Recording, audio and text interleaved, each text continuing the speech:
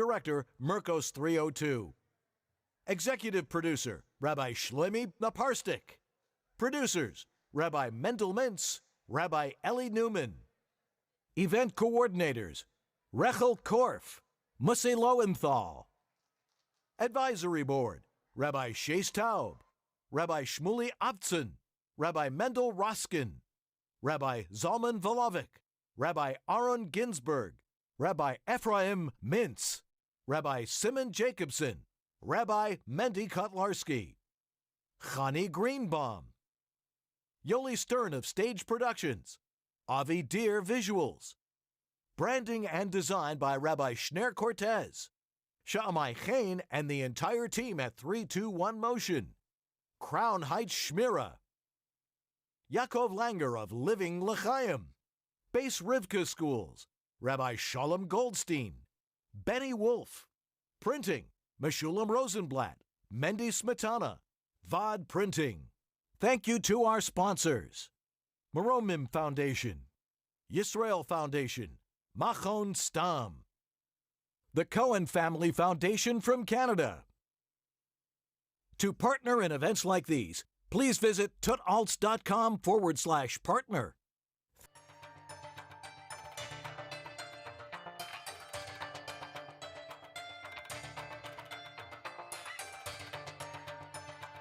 The deadly coronavirus officially hitting the U.S. Here, potential banking crisis to demilitarize Ukraine. A terrorist attack in Tel Aviv. The disillusionment, the disappointment with the fake gods, the idols that we once worshipped. One idol after another collapses. First we had communism. Communism destroyed itself. That doesn't happen without Moshiach. That is a genuine Moshiach event. More recently, democracy imploded.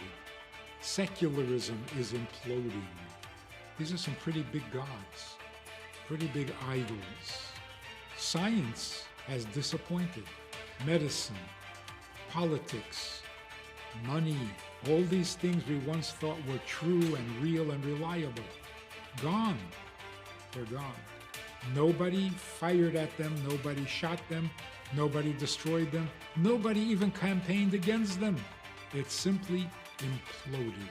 All the falsehood came to the surface. We have no more idols. We're ready for God's mission. We're ready to put our trust in Him because it's the only thing that we know now that we can trust. We used to think we knew what life was. Life was traveling, life was shopping, life was entertainment, sports, going to work. And then we discovered, you can live without any of that. And in fact, your life actually gets better. During the corona panic, the experts were saying marriages are going to fall apart because husband and wife are stuck in the house together. Families are going to tear themselves apart because children are not going to school. They're going to be home too many hours a day. It's going to be bloody. Turned out to be the opposite. Divorce went down by 12%. Children discovered that they actually like being home. That family really is where life happens. And no, you don't have to go to the office. So the world has matured. The world has become more sensitive, more humane, more intolerant of unholiness, more intolerant of war. The Rebbe told us this in a very dramatic statement. The Rebbe said, I have done everything I can to bring Moshiach. Now, the one thing left that I can still do is give it over to you, and you bring Moshiach down to earth. It means that the Rebbe, in his years of leadership, has educated us, has prepared us, that we can take over. He can give it over to us. That's a huge statement. So now it's up to us. What needs to happen? Godliness needs to become natural. It's no longer an exception. It's mainstream.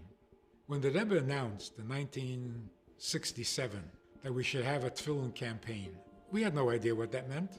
Invite people to come to shul to put on tefillin? The Rebbe said, no, in the street. Put tefillin on with people in the street. One of the effects of this project is not only that millions of Jews put on tefillin, and as a result, millions of Jews reconsidered maybe they should keep kosher too. Besides all of that, what happened was we stopped being ashamed. Yes, put on tefillin in the street, in the airport, on the airplane. It became mainstream. Yiddishkeit came into its own. So that is really what Moshiach is all about. Not destroy the evil. Make godliness mainstream. Bring godliness into the street. Put up a sukkah. Let everybody see. Put up a huge menorah. Let everybody celebrate. You bring godliness into the life you have, into the place where you live. That's the Geula. The Geula means Yiddishkeit comes out of Goliyus. You don't have to do anything about Moshiach. Make godliness normal. That brings Moshiach. The mitzvah of the hour is that we should participate in that happening. And we should worry about others, that they shouldn't miss the opportunity. Add another mitzvah, a little kindness, a little sensitivity, a little holiness, a mitzvah wherever we can, and the world will be amazingly holy. This is obviously a universal project because everyone in the world has to recognize the truth and will recognize the truth. So there are many details, there are many aspects, many dimensions to this global project. And so we have more information, more teachers, more speakers who will share more information and enlighten us further on how we actually make this happen. And the sooner, the better. Tehillim tonight will be recited by Rabbi Moshe Kotlarsky, Executive Director of Merkos Suite 302, and Mr. Eliyahu HaKohen Koladenko, Questrate President and CEO. For the safety and security of the Yidden in Eretz Yisrael and the world over, and for the imminent coming of Moshiach. Shir hamalois leDovid samachti beoimrim li beis Adonai nelech. Oim dois hoyu ragleinu be'sharayich Yerushalayim. Yerushalayim habenuya ki ir shechubra la yachtav. Shesham olu shvatim shifteya, edus li Yisrael lehoidois l'shem Adonai. Ki shama yashvu kisois lemishpat, kisois leveis Dovid. Shalu shalom Yerushalayim, yishalu oyavayich. Yishalayim bechelech, shalva be'armenoisayich. Liman achai v'reya yadabrano, shalom bach. Liman beis Adonai Eloheinu, avaksha toiv lach.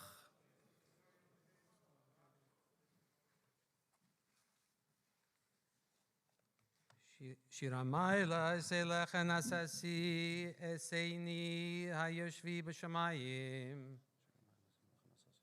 Hine Chein Avadim Hayad Aronehem Kein Ashivcha Al Yad Gvirta Kinenenu El Arnai Leheinu Ad Shichanenu. Chanenu Arnai Chanenu Kirav Saval Vanuvuz. Rabba Savala Nafshenu Halag Hashani Ananim Haboz Legei Yoinim.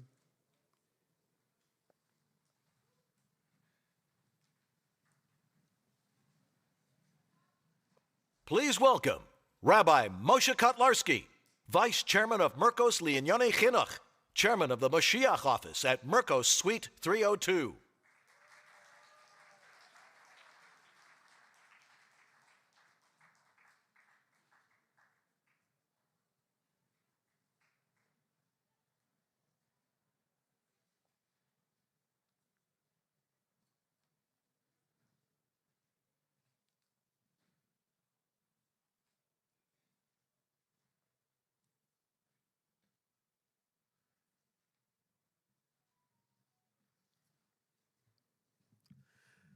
B'shus harabanim, b'shus kal hakadosh, Morei v'Rabbeisei.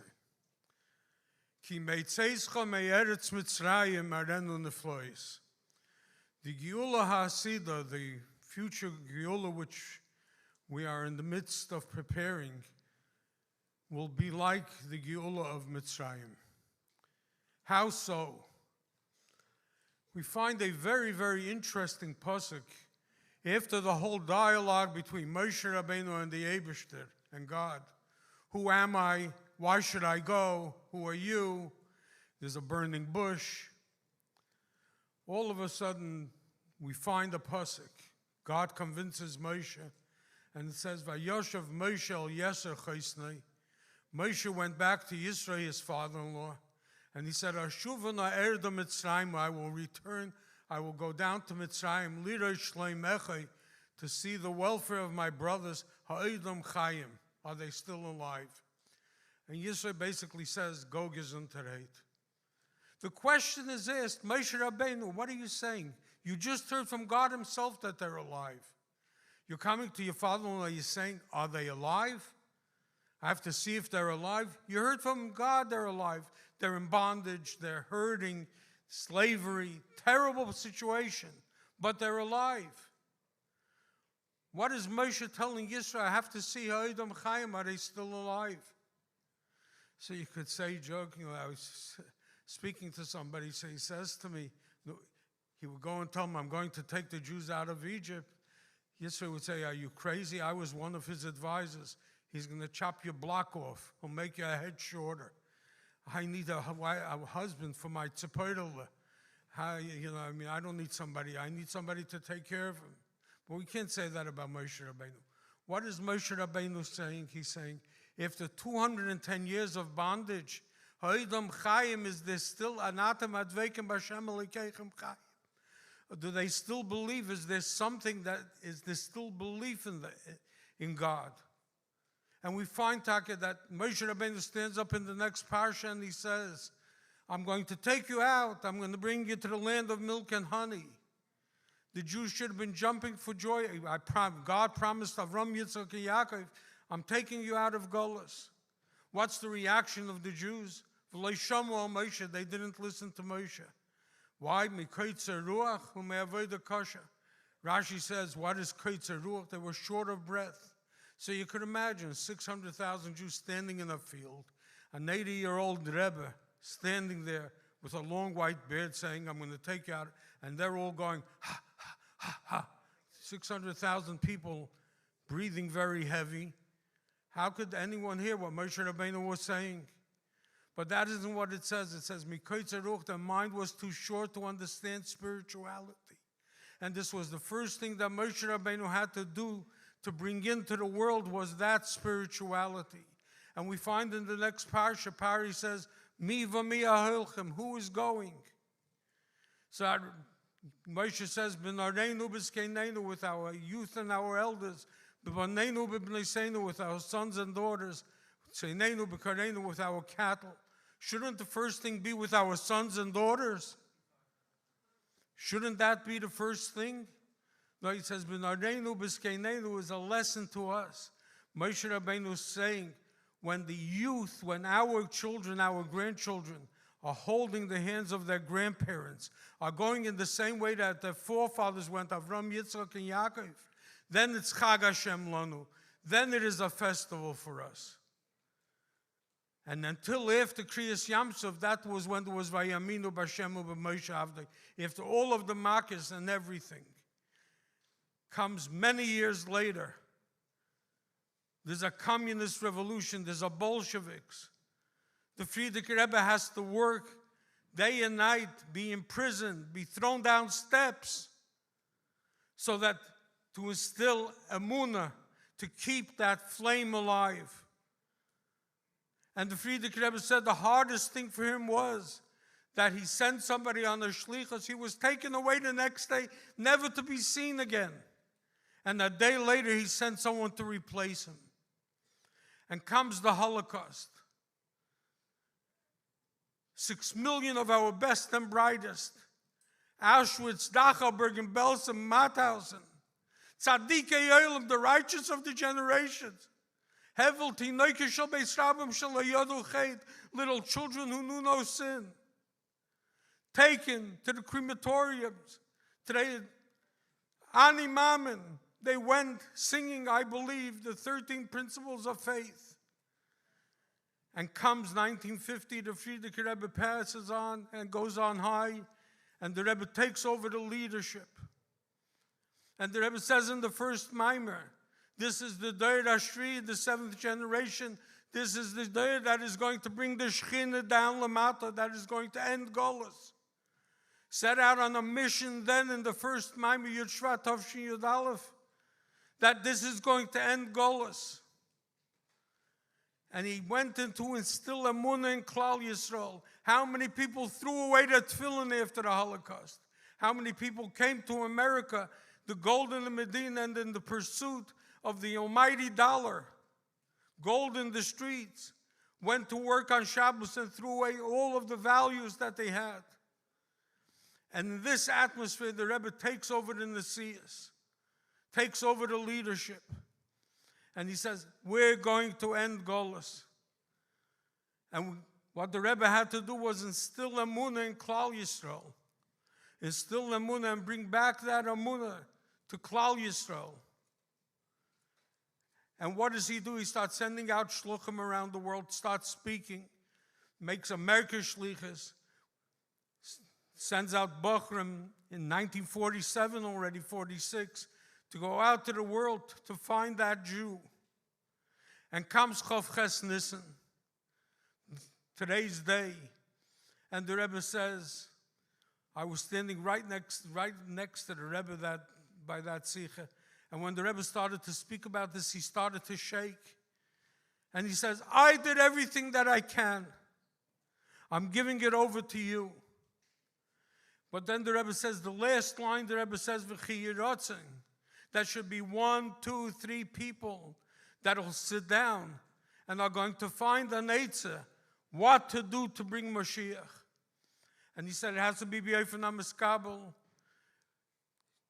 be acceptable. Eiris the toyo b'kelim the tikkun. Can't be wah, wah, wah, wah, wah. It has to be something practical. And he gave everyone a license. You find a way in which to do it. And a few years ago, it dawned on me, what is the Rebbe giving us? He says he did everything. What is the Rebbe giving to Klal Yisrael, the one thing that he couldn't do? The Shabbos afterwards, the Rebbe he spoke about learning Pirkei Avos, which throughout the whole period of time, there was this same system. What is Pirkei Avos? Live a life, lifnim mishudas adin. Live a life of Geula. Hochanatzmei, prepare yourself. The next week he spoke about learning the Inyanim of Geula and Moshiach. Prepare the world for Moshiach. And this went through everything that the Rebbe said, had either a bent on preparing yourself or preparing the world. But what can we do that the Rebbe did not do? He could have done it, but he gave it over to us. And that is to reach each and every Jew in the world, that they should do a mitzvah. It should be a der shekulei zakai. It should be a generation that is fully righteous. There shouldn't be one Jew in the world that isn't doing a mitzvah. There is nobody that doesn't have somebody that he works with, 1 person, 5 people, 10 people, that you could go over in the morning and say with him, Shema Yisrael, Hashem Elokeinu, Hashem Echad, which is a mitzvah of Achdus Hashem, Tefillah. You translate it, it becomes Limut HaTorah. Put a penny into the pushka, it's Avos Yisrael, it's Tzedakah. There isn't one person in the world. So we have the campaign, 1 mitzvah at a time. But if you take 10 people and you do these 5 mitzvahs with them, you have 50 mitzvahs. 50 mitzvahs, it's 1,000 mitzvahs a month, 12,000 mitzvahs a year.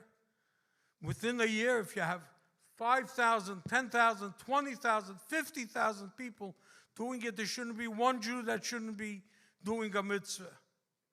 We have to end Goliyus.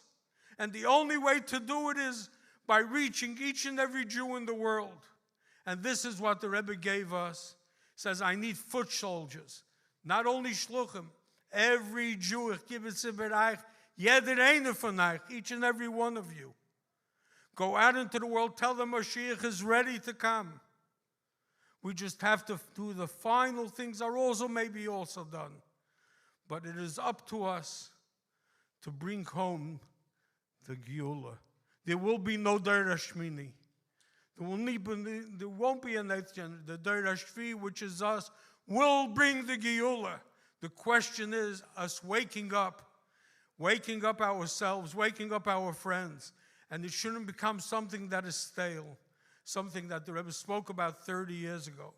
The Rebbe, and with this all said, that the Barditchev said he won't go into Gan Eden until Moshiach comes. So what did they do? He was standing by the gate. They said Kedusha. He jumped 3 times, and he found himself in Gan Eden. The Rebbe said, what is the Eitzah? I'm going to make a neder al das Rabbim.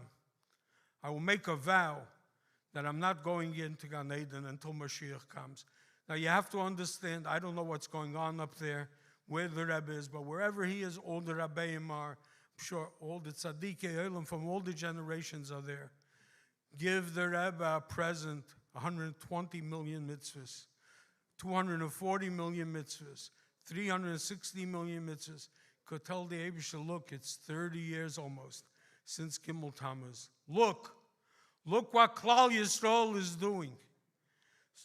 So many mitzvahs. It is up to each and every one of us to do this. And you should know that if we will do it and it'll become a Dershe Kulei Zakai, we definitely will be Zeicha to get and bring down Moshiach. But remember, it's something to be done today, not tomorrow. It can't wait. All of the things that are happening in the world show that it's a last throw. The Samach Mem is trying his best that Moshiach should not come. Pay a price for it. But the end result is we will win. Moshiach will come.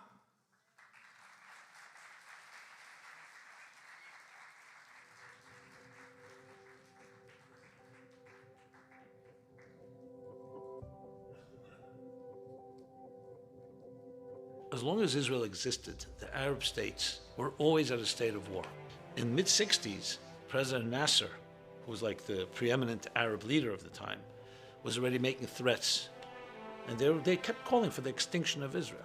They closed the ports, they closed the Suez Canal. 1967, I was 9 years old. My father was a journalist.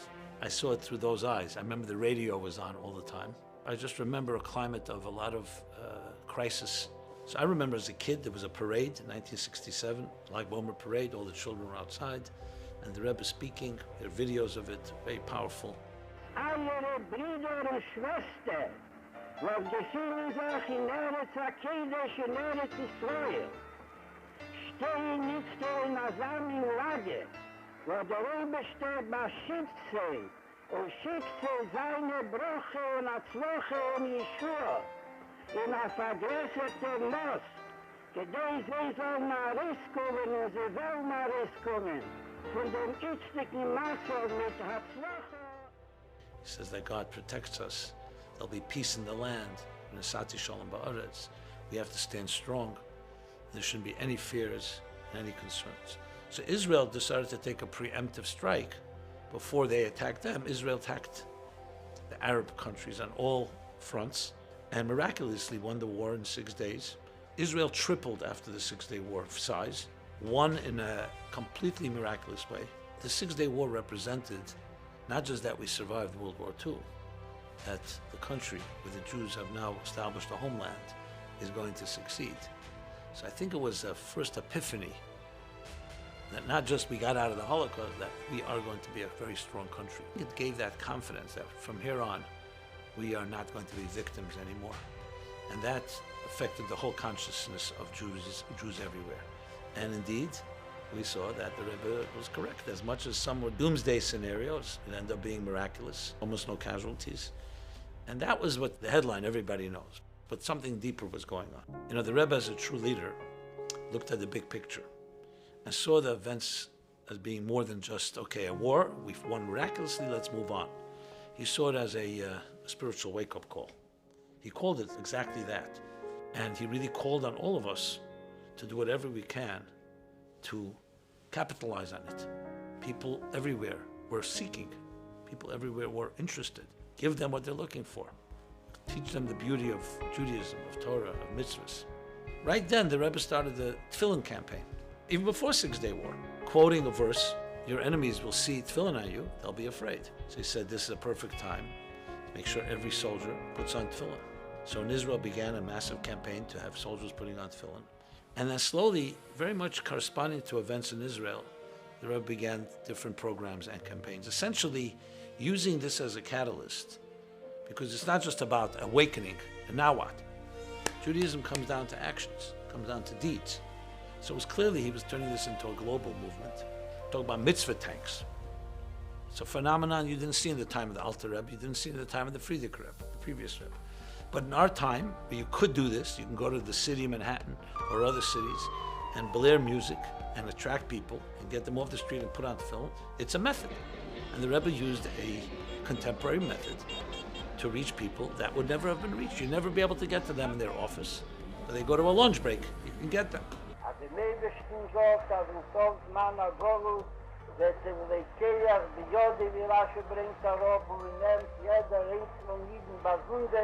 Und geht mit dem Basunder in Israel. Nicht war bis Walzach zusammenkleiden, eine ganze Gitarre, nicht für den Stuhl. Sagt nehmt zur Luft, soll der klatschte Einzigkeit. Darf nicht voll werden und in sein schlichtes Dorten und dann durch Alderade des Simchos. Auf Tumlevov wird der Lacke sein, den die mit Duber Kammer für Jomen von Kammer zu Purim wie Jomen. Als mod goni gewusst, was mod gemacht, Harary mod Mishane gewähnt, der Seder Chaya, von der Zweiten, mit der Gott mit dem gerät. Dort in seinem Uftu, in dem Zochu, in dem Belita Achishena, mit der alle Piruschen, was ist da in dem. Every specific campaign, every specific detail, every program was not independent. It was all part of the big picture. All part of Geula picture. And then, of course, we all know the 28th Nisan talk that we're honoring, where the Rebbe said, I did everything I can. What was he saying? All these campaigns, 6-Day War, all the way back to 1951, 50. This is all I laid it out. Now, do what you have to do. Do everything you can do. So for the Rebbe, it wasn't just, okay, with the 7th generation, now let's sit around, we'll be good Jews, and we'll wait around, Moshiach is going to come. No, your actions are going to expedite it and going to reveal it. We are an integral part of the process, meaning the people that are implementing it. And that's why quoting the Rambam that the Rebbe would quote so often, a person has to see the world as equally balanced. One good deed, one good word, one good thought tips the scales. It's only one deed, because it's not just one deed, it's coming after thousands. But that tips the scale, so it's you. And your action, what are you going to do? When I remember hearing the talk of 28th of Nisan, I went away with one thing. The Rebbe is saying, what are you going to do now? Don't look at me, don't look at your father, mother, don't look at God. What are you going to do? We recognize the responsibility and the gift that your one act can change the world. It could be that your act is the one that will tip the scales for all of history and bring that redemption. And every time we behave, we have to think in those terms, that this could be that act, this could be that moment.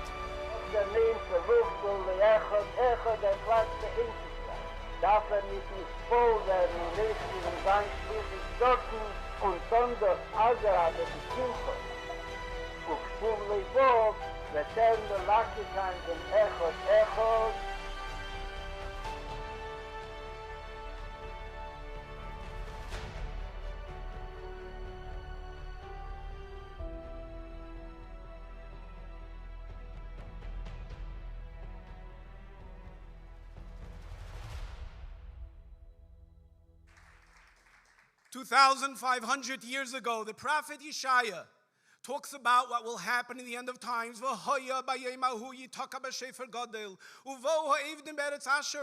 ingathering of all the Jews the world over. To look to Echad Beis Yisrael, every individual will be lovingly gathered by Hashem, by hand, each individual, and brought to the Geula Shlema in Eretz HaKodesh.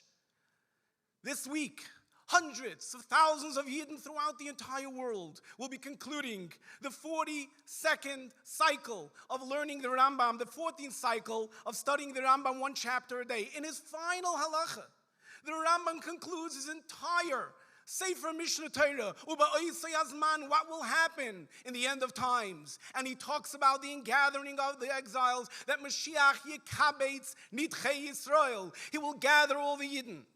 Today, this is no longer something we yearn for in the future. It's not something we're looking forward to. It's here and now. The Geula, the ingathering of the exile, is part of our mandate today. Today it's about each and every one of us seeing ourselves as bringing each and every Yid to their Geula Pratis. One Yid, one mitzvah. We've brought Geula to their inner essence, to their inner being, preparing them and preparing the world for the ultimate ingathering of the exiles, when Hashem will take every Jew lovingly, each one by the hand, and bring them to the Geula Shlema.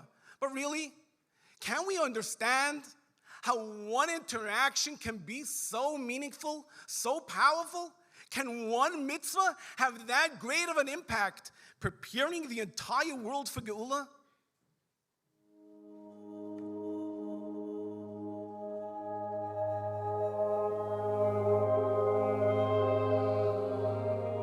And I remember that day I was driving down Chalmers Street, just 2 blocks from here. And I was at the corner of Chalmers and 2nd. And there I see a nice Jewish boy, just moved into campus, the first week of school where they have nothing to do other than parties. And there I see a boy who I heard from friends might be coming to campus, making his way into the fraternity. We roll down my window. And the car pulls up, and this guy pulls down the window with the fedora, with the beard, and with a warm smile. Like, Sam, welcome to campus. It's so great to see you. That was not something I was expecting to come rolling up out of nowhere on my way, just to continue the party and keeping the party going. We invited him to Shabbos. He wasn't sure if he was going to come. He told me later on, here he came to campus to run away from it all. His first day, he bumps into the rabbi, but he came by. You seem cool, you seem trustworthy.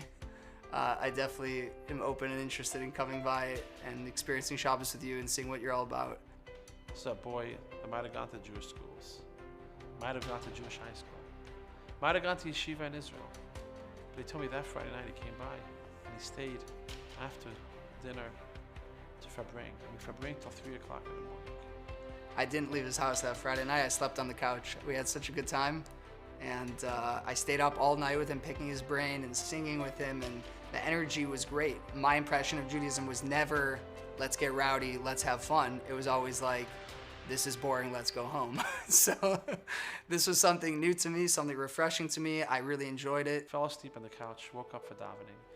And with all his history, that was the first Shabbos he kept in his life. Not in Eretz Yisrael, not in his Jewish high school, but in the place that he went to run away from it all. And why? Because someone reached out to him.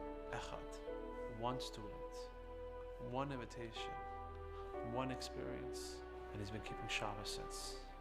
When I moved to New York, I got involved with Rev Dov Yonah Korn at Chabad House Bowery, who was an amazing personality and someone I just naturally connected to. He had introduced me to a gentleman that was running an organization. His name was Yoni Greenwald, and he was running this building in the East Village called the Brownstone. There was a very cool Jewish center, a lot of events for like birthright type students. After I had graduated and gotten married, Yoni had reached out to me and asked me if I would take over for him and live in that building and run that center and run his community. It was not on my radar. I'm not a rabbi. I never thought of myself as necessarily a Jewish leader. You never know what one experience is going to do to you. I'm trying to escape my religious practice by going to University of Illinois. Enter stage right, the rabbi pulls up and invites me for Shabbos, and next thing you know, I'm running this Jewish center in the East Village of Manhattan with thousands of young Jews rolling through our door, and I'm their connecting point. I was living in the West Village at the time, and a gentleman that I was working with invited me to the Brownstone.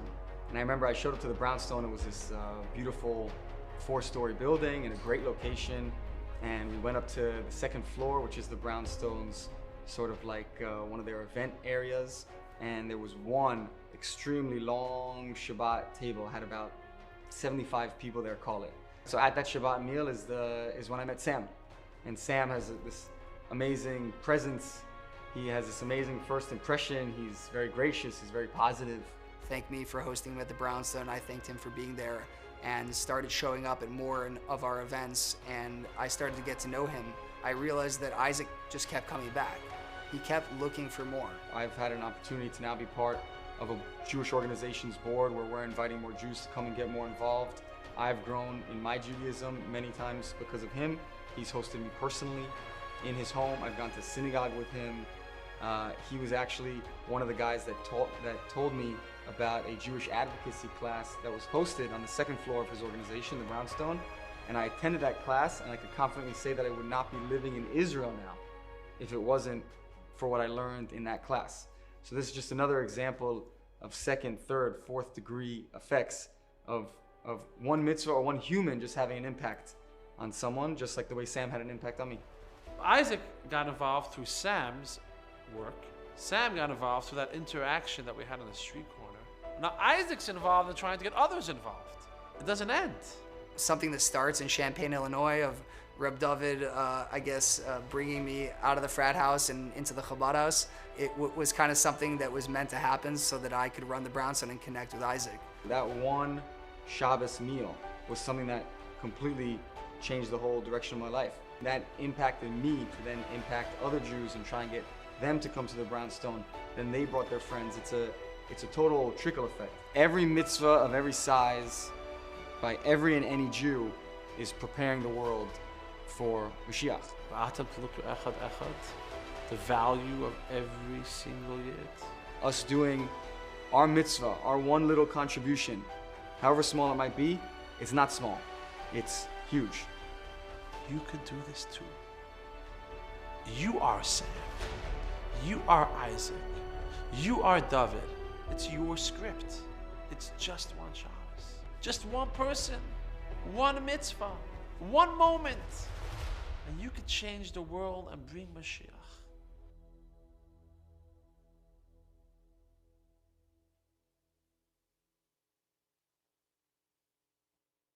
Please welcome Mr. Charlie Harary.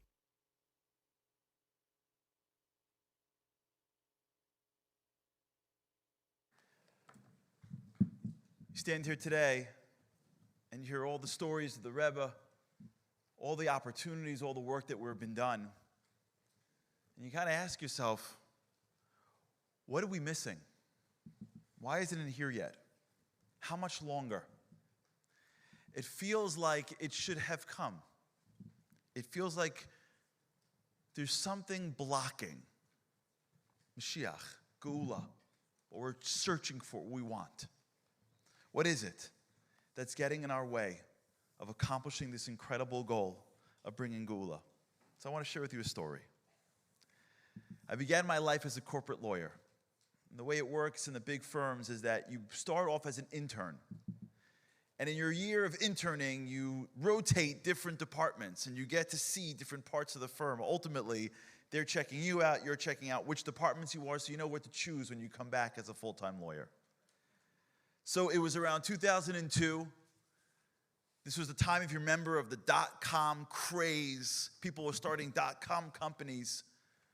And this was just the beginning where it was starting to come to that end. And I was rotating through a group called M&A, Mergers and Acquisitions. And I, because the Abishter runs the world and he's good to me, I was given the following around. What do you do when you're an intern? You get coffee, you follow somebody around, and you pretend like you know something. And I was given the guy who was one of the foremost mergers and acquisitions lawyers in New York. He was considered to be one of the greatest negotiators in the city. And by luck, or my siyata d'shmaya, as I was given to his department, they were in the middle of this incredible negotiation. It made the papers. I can't talk about it, but it made the papers. What was happening was the entrepreneurs started a technology, became a company, and we were representing the investors. And the investors wanted the technology. They knew it was valuable. The company, not so much, but the technology was. And the entrepreneurs wanted the technology, and they were fighting over who would own the technology. So the day comes, and we're prepping in the office. And we're talking, all of us, and he's saying, at the end of the day, it's theirs. And if they push hard enough, we have to give in. And the client's saying, you're right, okay. He goes, but we're going to try our hardest to get it for you. And I'm thinking to myself, what are you going to possibly do? It's one issue. They're going to go for it. They're going to get the technology. Okay, we walk into this beautiful conference room on the 50th floor of this gorgeous building. And he sits down, and they sit down. Can you imagine a big room across from each other? And he starts. And he starts talking about the most random things. The company, vacation days, who's in charge of the website. And they look at him like, what are you, crazy? What are you talking about? And he's aggressive. I want you to have this, and I want to get the website, and I'm in charge of marketing, and who's in charge of vacation? And I'm thinking to myself, what is he talking about? This isn't about the website. This isn't about vacation days. And he's aggressive. And they, all of a sudden, after a while, start engaging him and going, what are you talking about? Why should you get the vacation days? Why should you get the marketing? And all of a sudden, the negotiation becomes all about these other things. And then he switches. And he says, oh, you know what? You're right. You should be in charge of marketing. Yeah, you know what? I think you guys should be in charge of setting the policy for PTO time off. And one by one, he starts giving up all these really relevant but insignificant details. And finally, you get to the end of an hour and a half negotiation, and everybody's exhausted. And they say, what about the technology? And he goes, you're not getting the technology. And they go, okay. And I'm going, no, don't say okay. No, I can't say anything. They'd fire me. I go, no, it's yours. Just ask for it. And they're so tired. And he gave up so many little things that they didn't even know how to fight anymore. And from the exhaustion, they just stopped fighting and they gave in. They figured it would all work itself out. And they walk away. And I came back to the office and I'm like, I cannot believe what I just saw. It was one of the most masterful moments I thought, in my whole career. And I didn't even do anything. It was unbelievable and sad. What are we waiting for? What do we block? What's our block? Listen to the words of the Nesiv Shalom. And he tells us something that is so powerful that I believe is what is holding us back from Geula. He says, Miyom Brias Ha'olam, Hiskodenu Lechavle Moshiach. From the beginning of time, we were ready for Chavle Moshiach, Hagadolam Mashiach, Kodem Bias Mashiach. We knew there'd be Chavle Moshiach. We knew it would be painful. We were preparing ourselves for the pain we have to go through before we get to Mashiach. And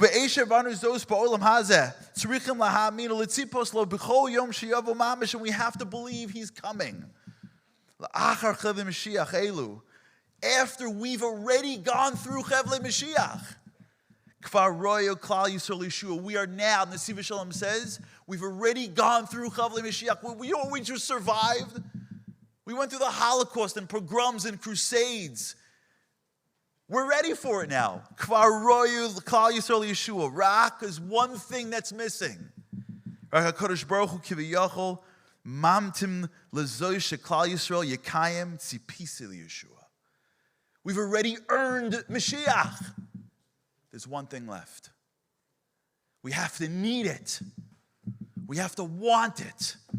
It has to be what we're asking for. What's our technology? Ki hamshas hayeshua hi al yedei hamuna. Amuna hi hamshacha. In order to get to Yeshua, we need to have that amuna. V'atzipita Yeshua. And now watch what happens. Like a good lawyer, the Yetzirah, v'chena Yetzirah miskaber, biyoser levalvel ulahachred es levavos. You know what he does? He tries to confuse us. He tries to make us not understand. Kidei, why? Lahachlish es hatzipisa liyeshua. Ula'akiv es ha'geula. What is going on here? From the beginning of time, we are the people that brought Hashem to this world. Avram, Yitzchak, and Yaakov. This is our legacy. We're the ones. Mayafu pa'amayach na'alayach bas nadiv. Shira Shirim says, you know what is so amazing? The people coming to see the Shechina from the Beis HaMikdash, the Bas Nadiv, the children of Abraham. We wanted our technology. We demanded our technology. We demanded Geula. And then you know what happened? The Babylonians and the Persians and the Crusades and the Cossacks. They beat us not for Geula, for life, the small things, for health and home and family. vacation days, marketing. They kept on pushing us and pushing us and pushing us. And Goliyus took us, the Holocaust, all through Europe. Goliyus took us piece by piece by piece and broke us down until what we really want is not Geula. What we really want is a better Goliyus. We want a nicer Goliyus. We want them to not kill us. Leave us alone. Let us make a few dollars. Let the house be safe. I don't want to hear about Eretz Yisrael fighting. I don't want to hear about somebody getting shot up. Just let the kids get married and let everyone be healthy. It's nice, there's Torah here. It works. After a life of the greatest lawyer of all time fighting us, he gave in. He goes, here you go. Hey, okay, here's some money. You good? Here's some Torah. You okay? Got the internet for you. You can learn whatever you want online. Here's an airplane. You good? And we're so tired of Goliyus that we say, you know what? I'm not even asking for the technology. Geula, I don't know. Just give me a decent Goliyus. I'll be okay. Kodesh Baruch Hu is saying, you're almost there. But you're not going to bring Geula if you want it. You got to need it. You have to look at everything and say, I'm not happy. I'm not happy with anything that you give me except for you. If you don't come to this world, if you don't reveal yourself, I'm not going to be satisfied with all the money and all the safety and all the airplanes. The Kodesh Baruch Hu is waiting for us to not want it, to need it, to demand it, to see the world through the prism of only that will make me happy because it is ours. I want to share with you one idea. How do you do that? How do you build the fire? How do you turn on the fire? Daven. You know, there's a good litmus test to what you need. What you want, you hope you get. What you need, you daven for. You ever notice that? When I was a kid, I davened for the Yankees. They needed it. I needed it. Together, we needed it. When they played the Boston Red Sox, oh my God, I daven. And then I got older and I stopped davening for the Yankees. You see people all the time. They get older, they need shidduchim, they daven for it all of a sudden. Right? They have kids, all of a sudden they start davening for health for their children. Everything is fine. One day, God forbid, they have a health scare. You know what happens the next day? They daven for health. What happened to 2 days ago? They didn't need it 2 days ago. All of a sudden, they needed it. And when you need health, you daven for health. You want to know how to turn up the fire of need? We start to daven for Geula. You see Eretz Yisrael ripping itself apart, you stop, and with all your might, you tell the Kodesh Baruch Hu in your words, Hashem, please just bring Geula. Save the Jews in Eretz Yisrael. You see a Jew walking down the street that's not keeping kosher, that's not putting on tefillin. Before you walk up to him, you close your eyes and say, bring Geula. There shouldn't be a Jew that doesn't look up and say, Hashem, Hashem, Hu Elokim. When we wake up in the morning, when we go to bed at night, when we have children we have to teach, when we walk around the streets, when we close our eyes in Shema Kolenu, when we close our eyes at Uvnei Yerushalayim, when we close our eyes, we have to daven. Bring Geula. Help that person. Help Klal Yisrael with Geula eyes. And the more we daven for something, the more the Ratzon builds inside us. And when that Ratzon is so strong that we are not leaving the negotiation table without our technology, then the lawyer across the table says, I got nothing to say. And the Kodesh Baruch Hu looks and says, I've been waiting for my kids to want me as much as I want them. You fulfilled Tzipisa Yeshua. We should be zoiche to see a day where a generations of Jew turns to Hashem and says, I am not satisfied with anything but you. And with that, we'll be zoiche to see Moshiach Tzidkenu come in our days. Harary Amen. Amen.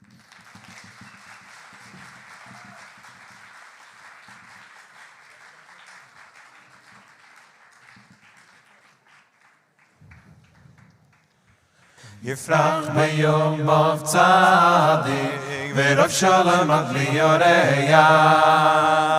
Yifrach b'yom of tzadik V'Rav Shalom ad liyoreya. Ay, ay, ay, nay, nay, nay, nay, na, na, nay, nay, na, na. Ay, nay, nay, nay, nay, nay, ay, ay, ay, nay, nay, nay, na, na, nay, nay, na, na. Ay, nay, na, na, na, na,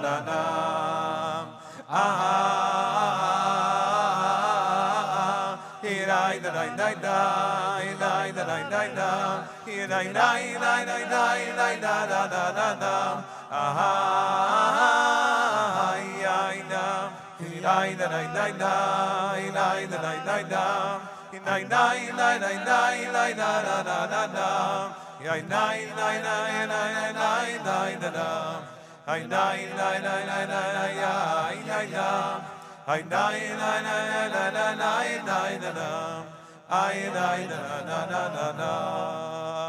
Yifrach b'yom of tzadik, v'Rav Shalom ad liyoreya. Hinay digday, yifrach b'yom of tzadik, v'Rav Shalom ad liyoreya. Ay, ay, ay, nay, nay, nay, nay, na, na, nay, nay, na, nay, ay, nay, nay, nay, nay, nay, nay, ay, ay, ay, nay, nay, nay, na, na, nay, nay, na, na, ay, nay, na, na, na, na, na, na.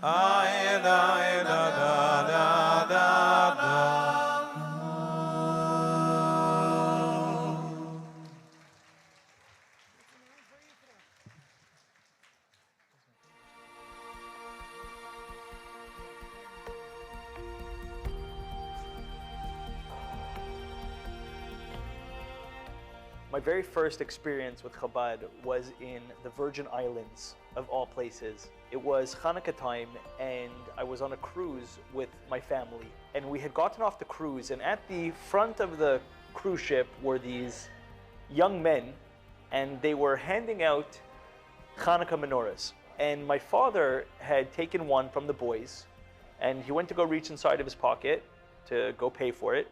And they said, no, no, no, we don't want money from you. We want a commitment.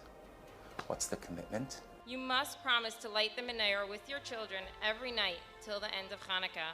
My father agreed. He took the menorah, and we went on our excursion, and then we came back onto the cruise ship that night, and we went for dinner. As always in the cruise ships, the way that it works is you have these gigantic atriums where 2,000 or 3,000 people sit on different levels. And we were sitting right in the middle, dead center of the atrium. The daughter says, Dad, we got a menorah today from the students in St. Thomas. Let's light it. So she ran to the room, she brought it to the table, and we put it in the middle of our section, and we lit it. We didn't even ask for permission. I'm sure we weren't even allowed to. I remember that within a few minutes, the table next to us, all of a sudden, they had their menorah and they lit theirs too. Within a half hour, over 70 tables took out the menorahs they received that day from Chabad and lit them. And then another one, and another one, and another one, another one, until the entire atrium was lit up with these Hanukkah menorahs. The entire cafeteria was lit with the holiness and the beauty of Hanukkah. In the deepest, darkest part of the night, there was these menorahs that were lit. Sailing away from the harbor in the middle of the Caribbean Sea, you had an entire ship that was filled with the Kedusha, with the Halakite, with the light of the menorah, with the light of the Geula. These all came from these Bachrim. They never even knew what effect they had because they didn't get to experience the fruits of their labor. 5 years later, on Hanukkah, I get a call from a younger man in Montreal, Avram Simmons. And he tells me, Usher, you'll never believe it. As I started to become more observant, started keeping kosher, putting on tefillin, keeping Shabbos, I decided that I wanted to go to Mayonot, which is a yeshiva for Baal Tshuvas in Jerusalem. The night before I left, I invited a bunch of people that were part of my journey in becoming more observant. I invited them to my house for Farbrengen. And one of those people was named was Abraham Simmons. For the last 6 months, I've been learning with a bacher who's heading to yeshiva in Mayonot. And Shabbos, he made a Farbrengen in his house. During the Farbrengen, he stands up and he says, I want to share with everybody my journey to Yiddishkeit. I decided at the Farbrengen to tell over that story from that menorah from the Virgin Islands. Abraham's face, as I was telling the story, turned white. He said, Berel, I was that bacher that gave you and your father that menorah. I was on Shlichus on that island in that year, and both of our minds were absolutely blown, how the whole thing came full circle. Henya used to always tell me, and she always used to say, and we lived by this motto.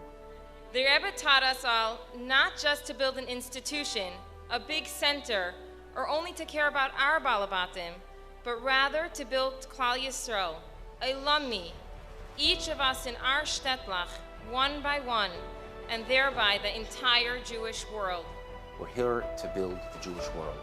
We're here to bring Moshiach. And to see to it that ve'atem to look to le'echad echad beis Yisrael, that every single individual Jew, no matter where they are, no matter what stage they're holding in life, to make sure that they are brought closer to Yiddishkeit, that is what will bring Moshiach. It's the very small act, the one mitzvah at a time, the one Jew at a time, the one effort at a time. You never know who you're about to touch. You never know what that will change in their lives. So my message to all the great people that are doing this, and my message to the Federmans and everybody around the world is that keep on doing the great work that you do, because without you, I wouldn't be sitting here today to tell the story. Our one mitzvah, our one reaching out to another Yid has the potential to be machriya sakaf. You have the koyach, the infinite koyach of HaKadosh Baruch Hu, to be able to bring Moshiach b'poel mamish.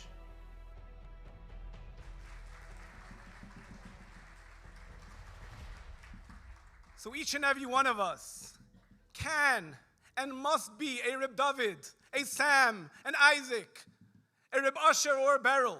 The atem to look to echad echad is applicable, relevant, and a call to action to every man, woman, and child today.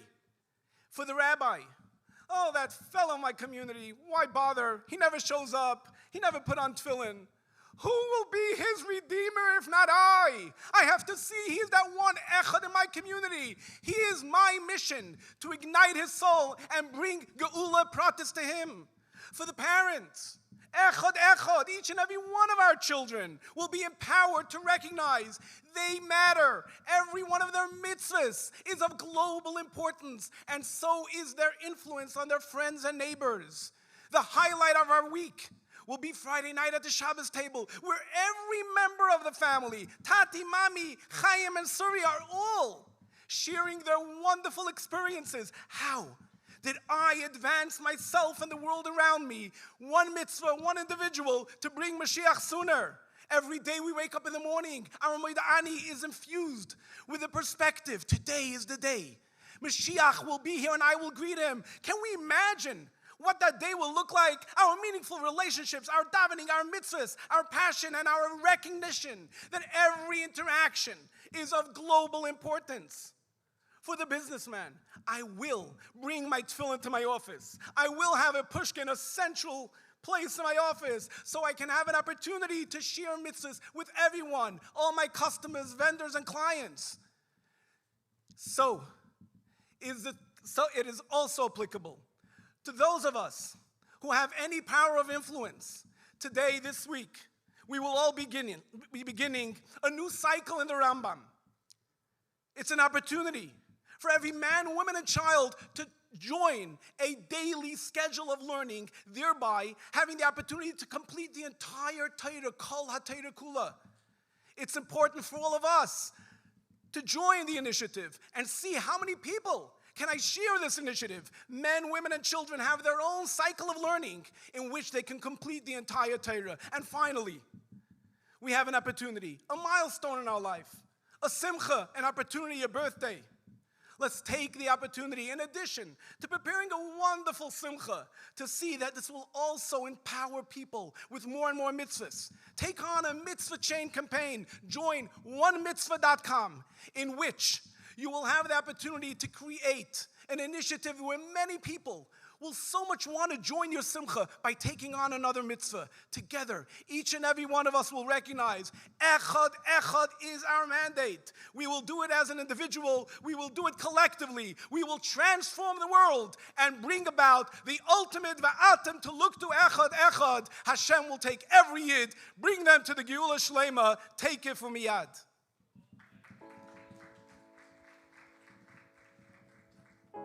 If you are listening to this right now, I want you to know, you don't have to be a shliach. You don't have to be a rav or a rosh yeshiva or a teacher. You have to be you, the organic you. Share one kind word with someone and you could change their life. Stretch out your hand, a helping hand, to someone in need. You put on tefillin, encourage someone else to do so. You start a class, you learn something, you learn with someone else. We bring Moshiach closer by doing that one mitzvah. How can I bring a mitzvah to another person without an agenda? Just bring them a mitzvah. Va'atem to look to echad. If you love making kiddush, share it with somebody. Teach them how to make kiddush. The world right now needs every person in their own capacity to go out and give of themselves. Do something for another person. Do something for someone other than yourself. You have absolutely no idea how much of an impact and how important your one small mitzvah could do to the world. Any Jew, every Jew of every ethnicity, every background, every observance level. One Jew doing one mitzvah, one person at a time. That one flame that we light, we never know how far and how impactful and how deep it can penetrate into another person's neshama. Just one mitzvah. Share a mitzvah, just one mitzvah. Bring Moshiach closer. We are going to bring Moshiach together, one person at a time.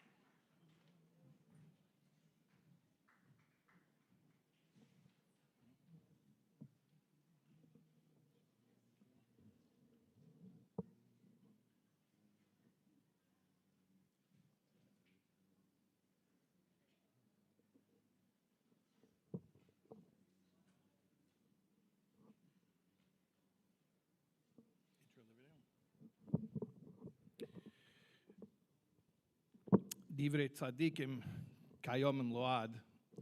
The words of the righteous are eternal and timeless. We're going to watch a short excerpt of the Rebbe's words on Chof Ches Nisan Tavshin Aleph, 1991. And we should have in mind that this is not a recording of something that was said decades prior to today, but something that exists eternally and in the present moment. And if we can try to focus and take these words to heart, having the intention that the Rebbe is speaking to us right now at this moment with this message today. Bleibt es und Rachmanu Islam in der Gerecht, als der Hein Bernard soll noch nicht kommen, Moshiach, was recht, als soll ich morgen soll noch nicht kommen, Moshiach, und übermorgen sollten nicht kommen, Moshiach. Und es hat Freitag und der Esam soll schreien auf Mose. Hulu, einmal wohl geschrien mit Hanemes, wohl gemeint mit Hanemes, ist eine sichere Sache, als Moshiach wohl schon lange gekommen, zusammen mit der Gula Amitis war schlimmer. Was ich kann noch tun, du weiß ich nicht. Warum alles, was ich getan, bis ist der Hevel, weil Lorik, sie gar nicht der Reise von mir geblieben in Golus. Und was noch mehr, wir ist geblieben mit der Gol in den Golus, Pnim Echet, wenn geht zu Avedes Hashem, und kommt über Kama Pomin. Mir ist einzige Sache, was ich kann nicht tun, ich gebe das über jeden von euch und tut alles, was ihr kennt und seht herabbringen, Moshiach, denke von Yad Mamosh in der Neben, die Unionen-Tlake von Eris, die Teo, aber den Kehlen, die Tichun, und wir hier rotzen, als Sorkov, sollen sich gefühlen 10 Nieden, was werden sich einnackschen und sagen, als sie muss nicht werden. Bei den Nebensten ist das damals das Amt Scheyerefu, ושלח צלב עינינו לחטאינו ומחלתנו, ist eine sichere Sache, der Ewige wird herabbringen, der Gula Hamitis war schlimm und Teke von Miyad Mamos und auf eine Meise, was sich kann noch tun in dem, auf zu geben machen, jeden von euch auf Verschliech, auf Zdoke, und wir hier rotzen, aber ich habe tun alles, was ich kenne, und ich kann nur haben, tut alles, was sie kennt, und wir hier rotzen, also unser Gefühl zwischen euch, auf Kolponel 1, 2, 3, was Allah nicht zu geben, was man soll tun, und was man soll tun. Weet we hoe ik, wat man soll echt spielen, und soll sein, denke von mir, Mama, schon mit der Simcha, mit Tuvli, wo.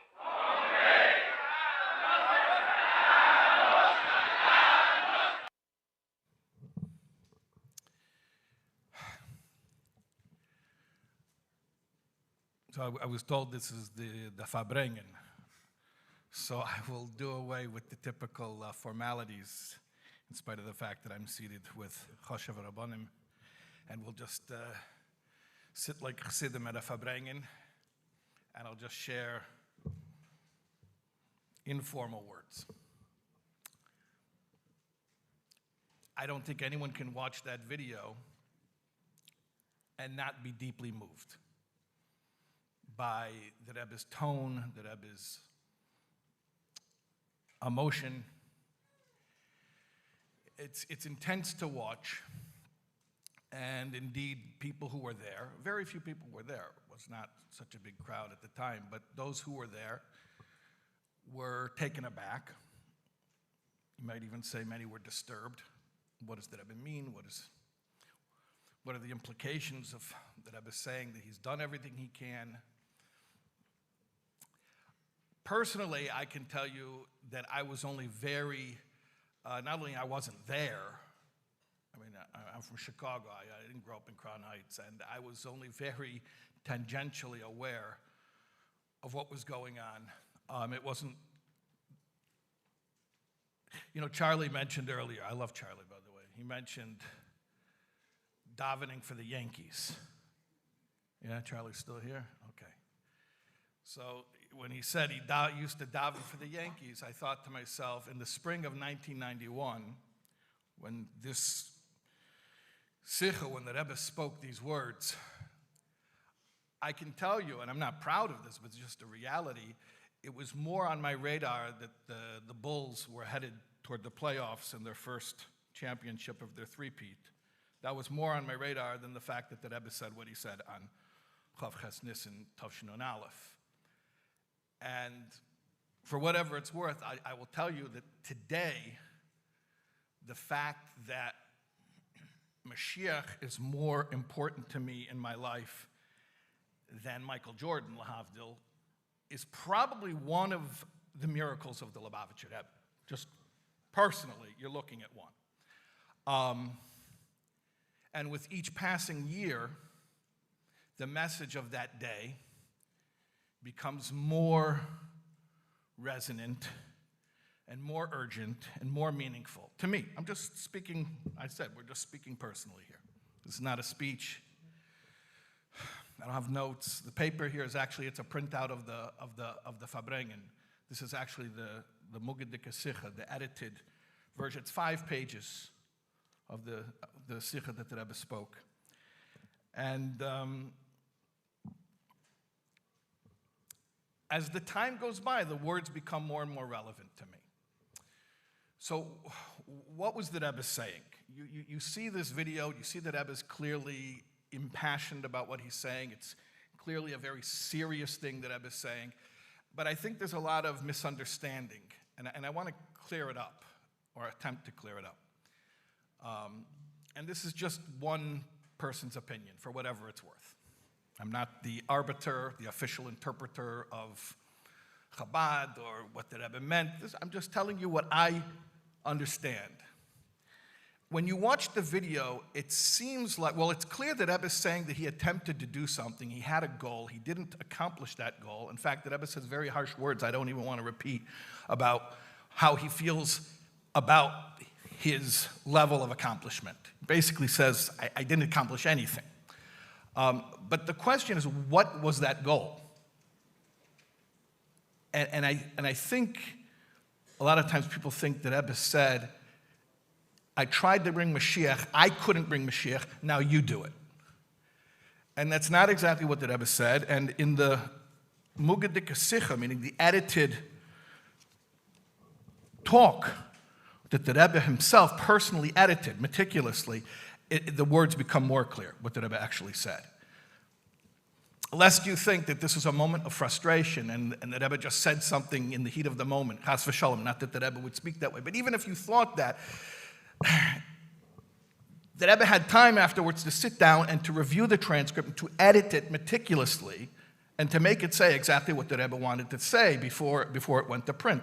And if you look at the printed words, the Rebbe says the goal that he was trying to accomplish, that he hasn't yet accomplished, was to get each and every one of us to care about Moshiach as much as he cares about Moshiach. That's the goal that Rebbe says. I tried to get you guys to care about Moshiach. You say Ad Mosai. Yeah, you say Ad Mosai, because you were told to say Ad Mosai. But you don't really fully, completely mean it. I tried to get you to mean it, but you don't yet mean it. So therefore, what's the only thing left to do? I'm giving you the job. When you understand that, now the whole thing makes sense. Because if you thought that I was saying, I tried to bring Moshiach, I couldn't do it, okay, you do it. It's not even logical. If the Rebbe couldn't do it, then how could we do it? But that's not what the Rebbe said. The Rebbe said, I tried to get you to care. Okay, you still don't care. So you know what I'll do? Very simple. I'll make it your job.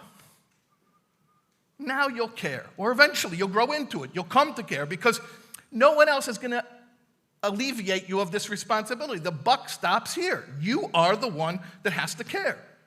Now, that's a revolutionary concept. All throughout history, if you learn and you daven and you do mitzvahs, you give tzedakah, you give your children a Jewish education, you're a good Jew. And nobody could expect anything more from you. What else could you expect from a Jew? That's it. And especially doing all of this in Goliyus, with the hardships that we have in this world, and having a body and a Yetzer Hara and all the distractions, temptations, you're a good Jew. Who could ask you to do anything more than just live a good Jewish life, lead a nice Jewish family, and you're golden, you're great, that's it. World perfection, a world of peace, prosperity. Who thinks about that? Who worries about that? That's a global issue. Let the big head honchos worry about the big issues. Let me just focus on, I'll stay in my lane. Let me focus on me, focus on my family, focus on my life. Maybe if I have time, I'll look at my community, see where I can help. But no, it's not my job to save the world. Let the Lubavitcher Rebbe save the world. I can't save the world. So comes the Rebbe and says, no. It's your job to save the world. You are the leader of world Jewry. And if you really want to know, this didn't happen all at once. It didn't happen one day on Chof Ches Nis and Tafshin Nun Aleph. It started from day one of the Rebbe's leadership. When the Rebbe introduced the concept that the goal of this generation was to bring Moshiach, the Rebbe didn't just say what the goal was, the Rebbe said how it had to be done, and it specifically had to be done through the work of every individual. Ein hadavar tolui ela banu. It's up to us. Don't look at somebody else and think it's his job to perfect the universe. It's your job.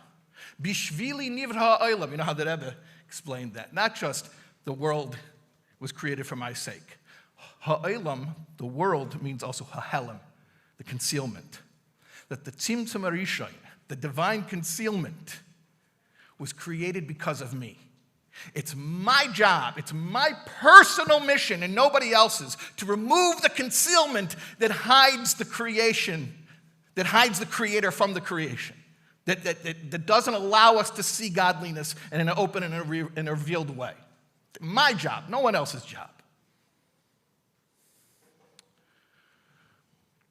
That's why it makes sense, by the way, when the Rebbe continues and says, what's the proof that I didn't get you guys to really care? Is that we're still in Goliyus, and not just Goliyus in the physical sense. The Rebbe says, Oid v'hu ha'ikar, even more so, primarily, the Goliyus pnimi b'nyonei avedas Hashem. The internal Goliyus. What is the internal Goliyus? The internal Goliyus means that other things are still more important to me than being leader of world Jewry. Other things are still getting more of my head space and heart space than saving the planet. That's the Goliyus Panimi, that I haven't stepped up and taken responsibility yet to heal the entire world. Now, for any of us to come up with that on our own would be the height of arrogance and perhaps insanity.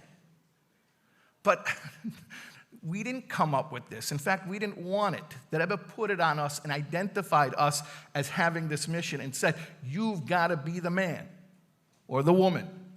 You step up. You know, after the Rebbe said these words, then the Rebbe said, there's another piece where the Rebbe spoke again. And the Rebbe said, and in order to hurry along what I spoke about, I'm going to do my part and I'm going to give $1 to each individual to make them a shliach mitzvah. I think a lot of people overlook the importance of that follow-up. First of all, clearly the Rebbe didn't just retire, because right after it, the Rebbe says, now I'm going to go give dollars. So the Rebbe's still working, clearly. Okay. But what is the Rebbe still working? What is the Rebbe still doing? I'm going to give dollars. Okay, dollars for what? A souvenir? No, the Rebbe said, shliach mitzvah. Shliach mitzvah. The Rebbe gave dollars to deputize people. Here's the dollar, tag, you're it. Now it's your shlichus. And shliach shel adam kamaisai. The Rebbe used to say that all the time, and the Rebbe would add the Alter Rebbe's words. Mamash. When you become deputized by someone, you become literally that person.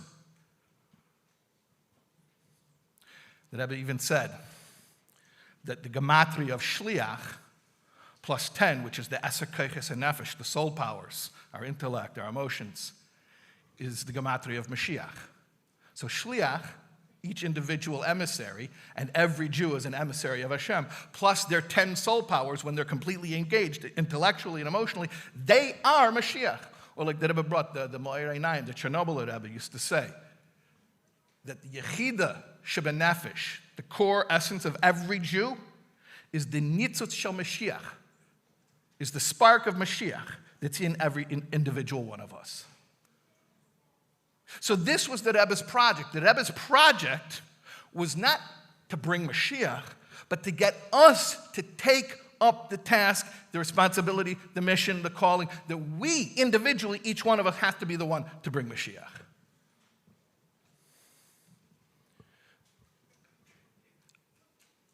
A year later, after these words, Sunday, Chof Vav Adar, the 26th day of the month of Adar, was a Sunday. The Rebbe gave dollars, Sunday dollars. There was a Jew from Toronto who came to get $1 from the Rebbe, and his name was Gabriel Aram. Originally from Hungary, a Holocaust survivor, a very philanthropic individual, and he was involved in publishing. He had a magazine called Lifestyles Magazine, not a Jewish magazine, not at all a Jewish magazine. It's an executive magazine for, Stasi people. And surprisingly, they were doing an article about the Rebbe, not a Jewish magazine. And Gabriel Aram was doing an article about the Rebbe. Why? In honor of the Rebbe's upcoming 90th birthday.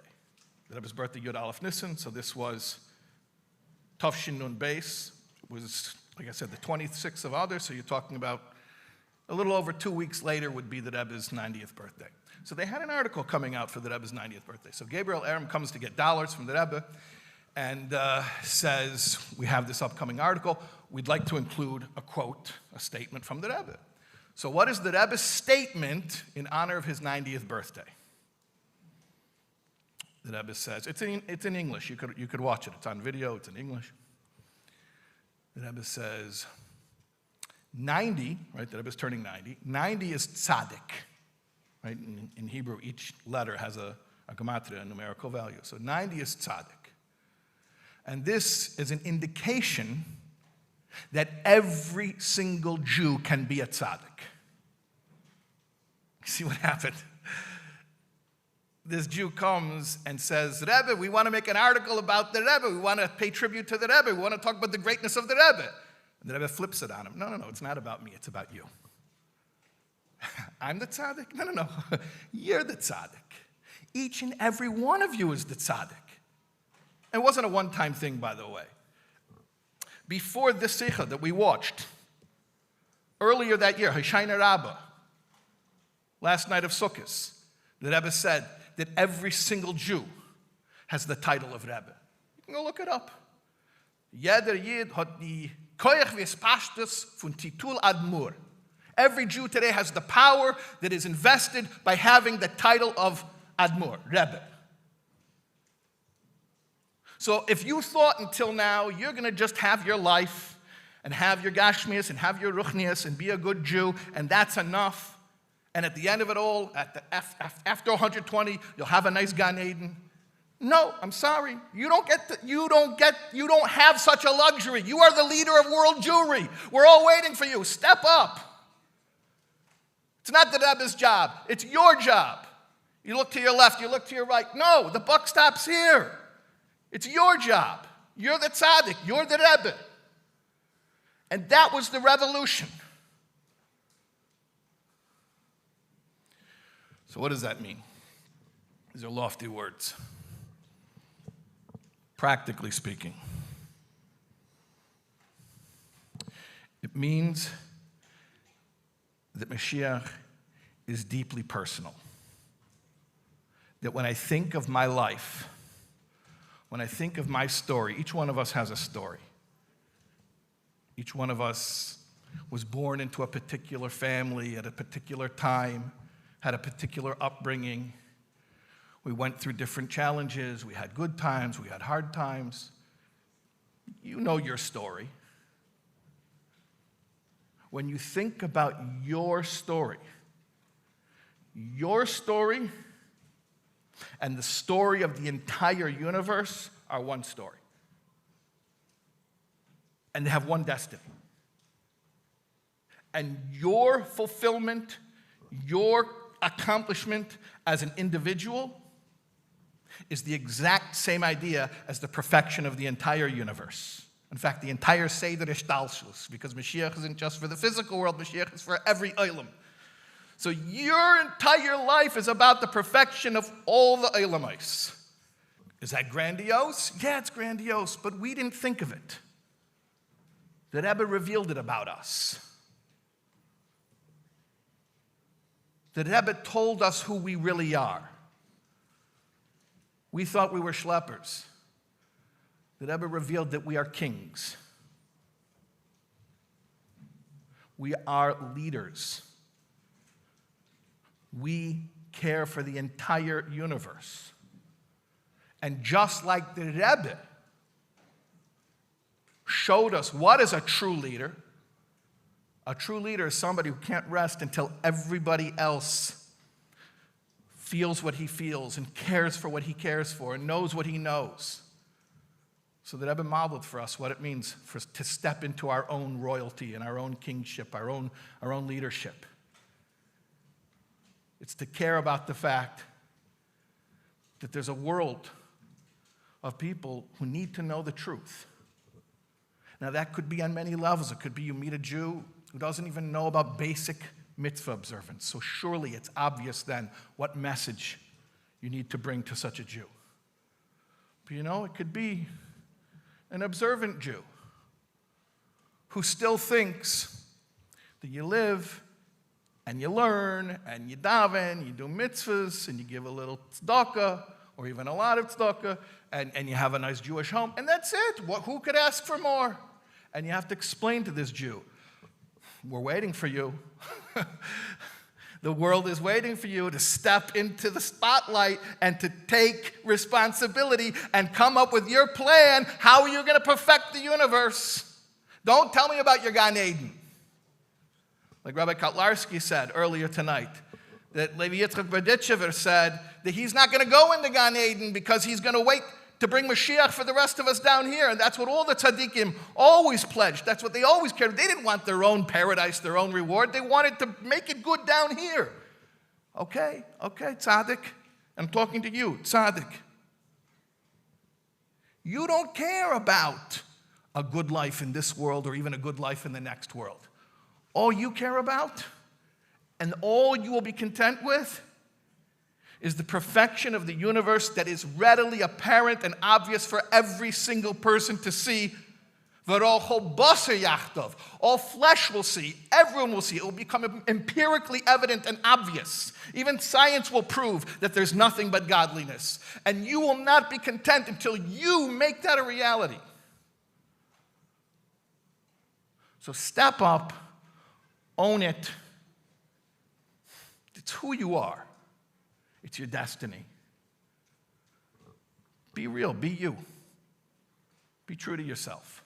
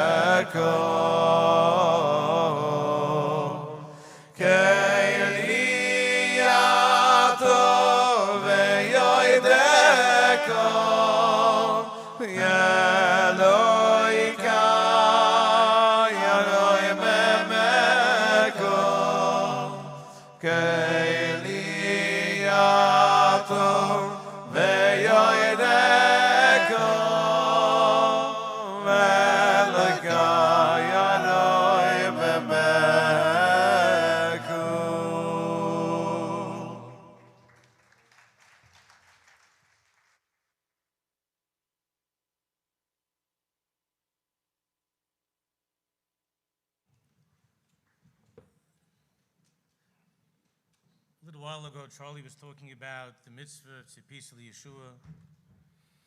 And this whole keynote, this whole night, is an outcry to HaKadosh Baruch Hu, that we're mitzapim and mekavim. So I want to share with you, just for a few minutes, my own outcry, my own tefillah.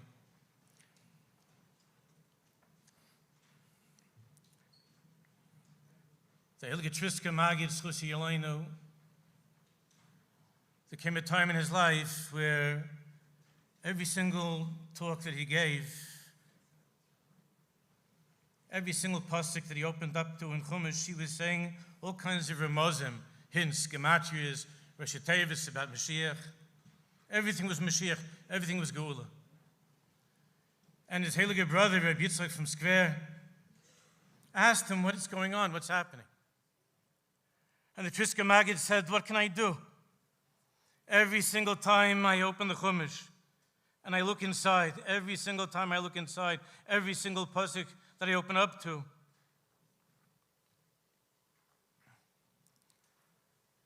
it becomes so clear to me, it's so obvious to me. The Mashiach must come now. I see it in every single pasuk. And I say, HaKadosh Baruch Hu, Abba, Tat in Himmel, Father. It says clearly in your Torah, in every single pasuk it says the Mashiach has to come, that it's time for Geula. So his brother, Rabbi Yitzchak Sfer, heard this. And his brother said, Avramala, these days you don't have to look in every pasuk in Chumash. You don't have to bring a raya from Chumash. Just look at every single Jewish heart. Just look at every broken heart. And you see from every heart that you're looking at, the Mashiach has to come now. And we're living in such a time where every single day, the people I'm talking to, the Jews that I'm hearing, you don't need to have all kinds of Muslim psukim. The hearts are crying out that we can't go on like this. The Mashiach must come.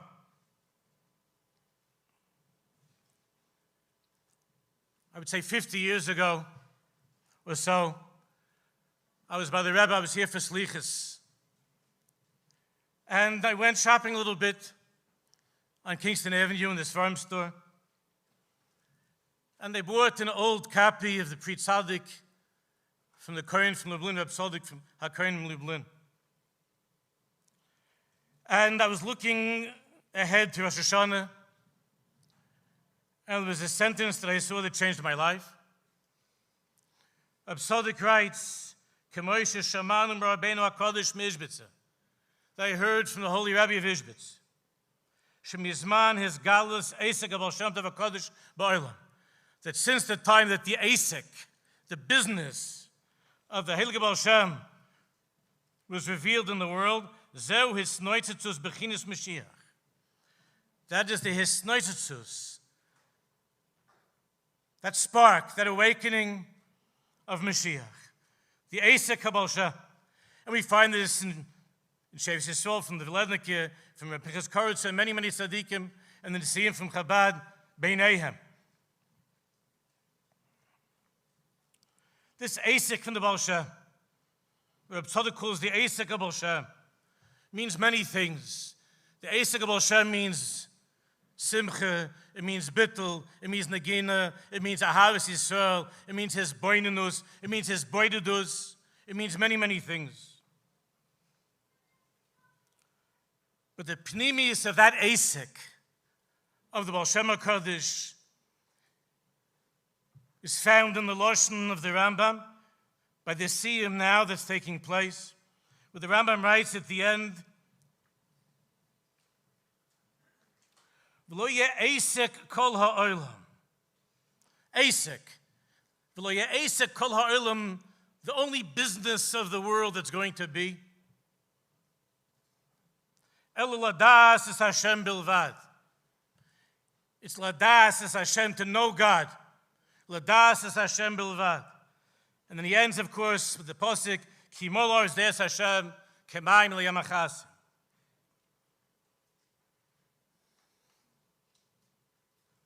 Ladas is Hashem bilvad. Ladas is Hashem, like we learned in Tanya today in Membeis. The das of the Rayim, hymn of Moshe Rabbeinu, that's inside each and every one of us. Ladas is Hashem means das is his kashrus, is connecting. It's a deep connection. Ladas is Hashem bilvad. And that doesn't only mean knowing Hashem, but it means recognizing and knowing the Hashem, the Lakus, in every single person that we meet. And our own children, and each other, husbands and wives, parents and children. The Alter Rebbe, look at the Torah and Harary, asks, how is it possible? What does it mean to do tshuva? Tshuva means to return. But leis also polimine. What does it mean to return to God? God is everywhere. How do you return to him? He never left you. He's everywhere. So what does it mean to do tshuva, to return to him? So Alter Rebbe explains that there are two kinds of relationships. There's panim al panim, and there's achor ba'achor. We know this from the Ksavim. There are two ways of relating to each other in HaKadosh Baruch Hu. One is face-to-face, and the other is back-to-back. You could have a husband and wife, they're living in the same house for 20, 30, 40 years. They raise children together. They go to simchas, they make simchas together, but they're not really facing each other. There's really that das, that knowledge, that awareness, that hiskashrus, that presence of the Rayim, him, of Moshe Rabbeinu, of das, is missing, is not there. And the Navi cries out, Ponim elai oiref, Ponim elai oiref eloi ponim. Jews are keeping mitzvahs, Jews are keeping Shabbos. But they're missing this das, this awareness, this connection, this looking for HaKadosh Baruch Hu, this Ponim al Ponim.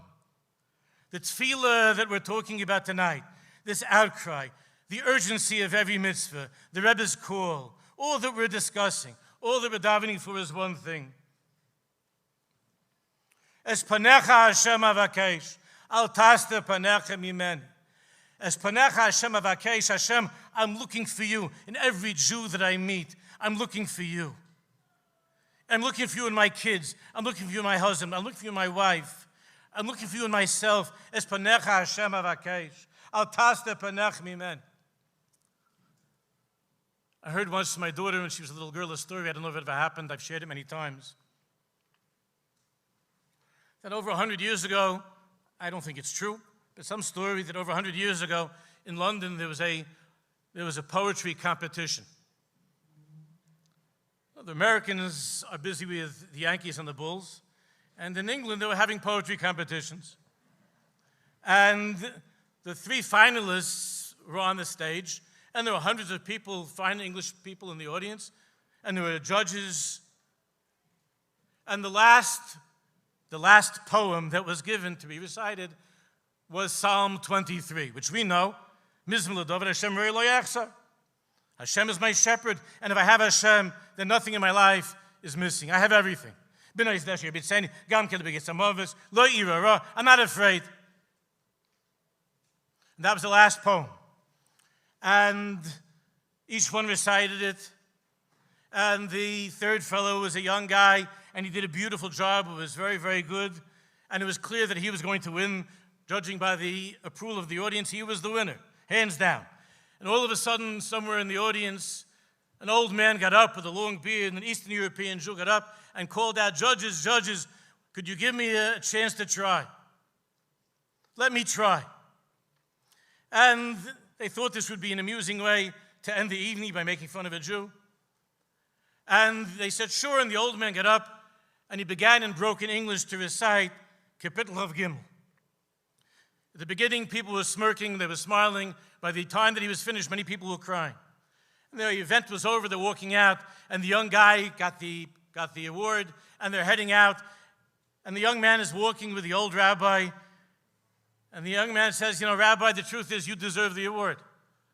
And the rabbi says, I wasn't competing.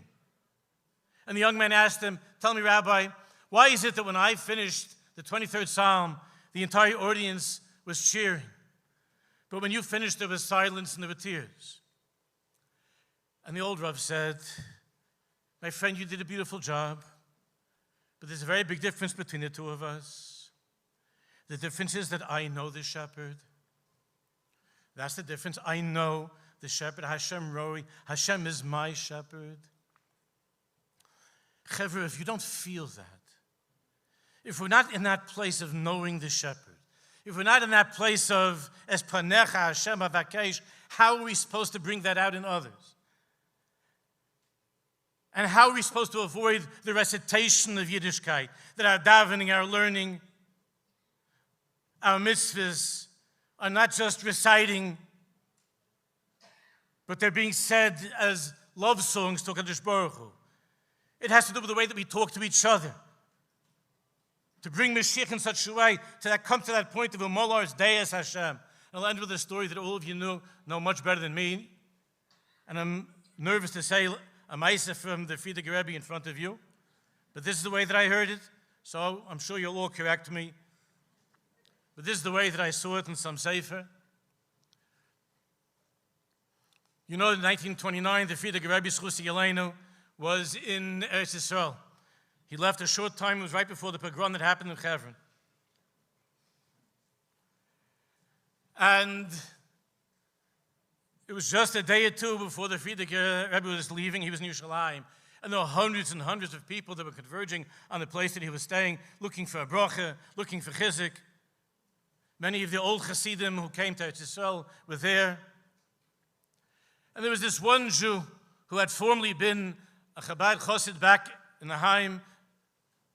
But he came to Eretz Yisrael, you know, that time of the Chalutzim, and later on, there was a certain pioneering spirit. Oftentimes, the mitzvahs were abandoned. And this fellow, it seems, was not really keeping things anymore. He came from a prominent Lubavitcher family. I don't know his name. And he had heard that the Friedman Rebbe was there. And it happened that that street where the Rebbe was staying was the place through which he would pass in order to get to work every day. But now he was afraid. He saw all the Chassidim there, and he was afraid somebody might recognize it, even without a beard. And he was walking around in a pair of shorts and sandals. And he was afraid maybe somebody would recognize him and be embarrassing for him and for his family. So he avoided the Rebbe, he avoided going there. But then there was a sign that he saw, so he would go around the corner. Every day he would make a long circuit around the corner. And finally he saw a sign, and he understood it was the last day that the Rebbe was there. And how is it possible for an old Lubavitcher Chassid, no matter what he's wearing, no matter what he's doing or not doing, to keep himself away from the Rebbe? So what happened? This Yid, finally, with his shorts and his sandals and his cut-out T-shirt. So the fellow goes in, pushes his way. The Chassidim are looking, they don't recognize him. He has his eyes down. He pushes his way. He became already Israeli enough to do that, and he pushed his way right into the Rebbe. And the Rebbe looked at him in the eyes. And the Rebbe recognized him right away, and the Rebbe said, Dreitzach hin, Dreitzach her, einmal, zweimal. We make circles, we go around, we draw around once, we draw around twice. A saif in the end, but as kommen. In the end, everybody comes back. In the end, for sure, I knew you would come. Dressed this way or dressed that way. But in the end, I knew you would come. Chevre, we're draying a hin and a hair. The day is coming. Hina yom and boim. And each one of us is going to be Zoche Bez Hashem to look at Moshiach in the eyes. It's happening. That's what we're talking about. That's why we're here. It's happening. And we're going to look at Moshiach in the eyes. And Moshiach is going to smile and say, Dreitzach hin and Dreitzach her. You wandered around so many years. But I knew in the end you would come back. Our job is not to wait for that day. Our job is, Umolar is Deis Hashem now. To fill the world with Deis Hashem. So each and every one of us will be proud to look at Moshiach in the eyes and to be Zoche for that day. Ki ayin, ba'ayin, yiru. B'shuv Hashem, tzion, b'gul Hashem amitis, amen v'amen.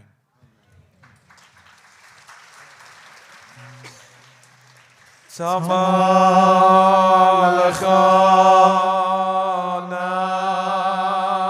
nafshi, v'kama lecha v'v'v'sari, mi'eretzi oveyoyev v'li morim,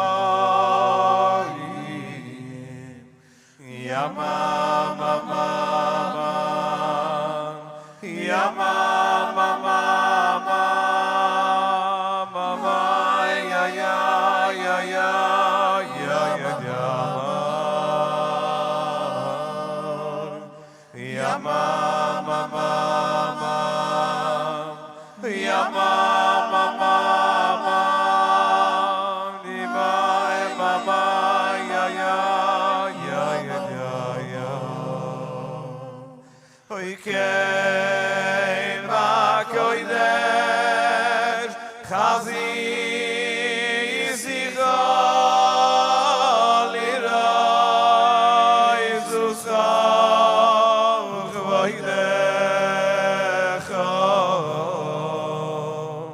Oikein koidesh chazi zicha lira Yisuscha umevoidecha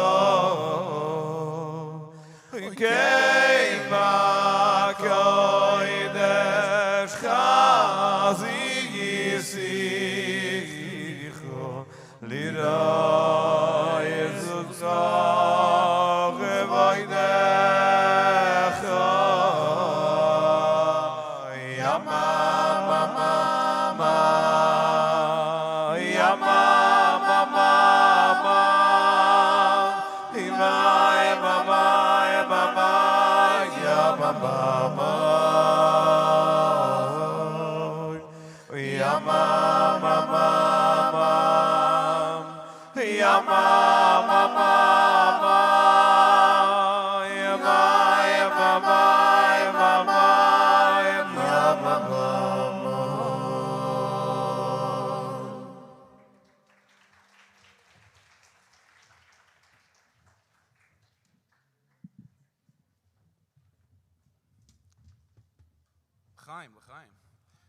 Maisa, there's 2 bottles on this table. It's too much for us, but it's not enough for everyone, you know? So, all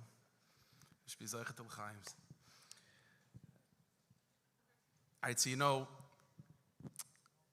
this whole maimid, this whole gathering, this whole get-together has been, as it's been discussed, as it's been explained, it's about one thing, and one thing alone, which is about drawing out that desire, that tefillah, that wanting, that thirst for geula. And I'll tell you the truth, and it's also been mentioned that there is miniyas, there could be some obstacles along the way that we have to break through, we have to go over. And so I'll tell you something. For me personally, there's a Farbrengen, so will be personal. For me personally, to me there's one miniyah, for me personally. And it's 2 words. Each word by itself is a holy, Jewish, beautiful word. But you put them together, to me, it becomes one of the darkest sentences in all of language, and that's Yeridus Hadaris. Yeridus Hadaris. We know there's such a thing, there's such a phenomenon, you can't deny such a thing. That as the generations go on, as we move farther and farther away from Har Sinai, the collective koiches hanefesh, the powers of understanding Torah, of pouring one's heart out in davening, they seem to be diminished. And you know, it's an amazing thing as we get even closer to Moshiach and we move further and further into that tekufa that's defined as ikvus de Mashiach, then the yerida, the descent, the shrinking of the souls of the generation, it seems to be, in the language of Chassidus, I guess, it's shaloi ke'erech. It's not seder hishtalshalos. It's not a usual descent from one level to the next, It drops off a cliff. Anyone that's in any position of leadership knows that the generations, that every 2 years is a new generation, and it's the Yeridus Hadoris that exists is shaloi ke'erech. It's without measure. It doesn't fit the normal pattern of just 1 degree less. And ironically, that major task of pushing us over the threshold of Geula is ironically given to the weakest of generations, the generation that compared to the earlier ones is mamish nothing. So to me, that's a kasha. How do we overcome that? And we have to understand that when, like the Gemara says, that before the Rebbeinu Shalom gave Moshe Rabbeinu the Torah, the malachim in heaven, the angels in heaven had a kasha, ma enesh ki siskarenu, what is the human being worth that you should give him such a gift? When the malachim had such a question, that's not just something that happened once upon a time, that's recorded in the Gemara and we review it. That's an ongoing question that sometimes plagues the mind of a Jew. Ma enesh ki siskarenu, what value do you have? How is it possible that such a task, like we saw from the video, the Rebbe himself, to be given over to Ikkus of the Mashiach, such a thing, how can we handle such a thing? How can we make sense of it? All right, so listen, so I'm no one worthy of giving explanations, giving biurim, but, even in Amarets can bump into a truth once in a while, so it's just, it's not so crazy if what I'm about to say is maybe true. And even if it's not b'teres tefillah, like Rabbi Weinberger mentioned, to speak b'teres tefillah. So it's like this. it's not a simple idea, but I'm going to try to package it as concisely and as simply and as quickly as possible. In the writings of the Rishonim, it goes back to Rishonim already. They arrive it in a number of places.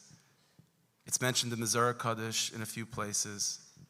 In the Beis Medrash of the Vilna Gaon, in the writings of the Gra, Al Pi Kabbalah, this is expanded upon in great detail.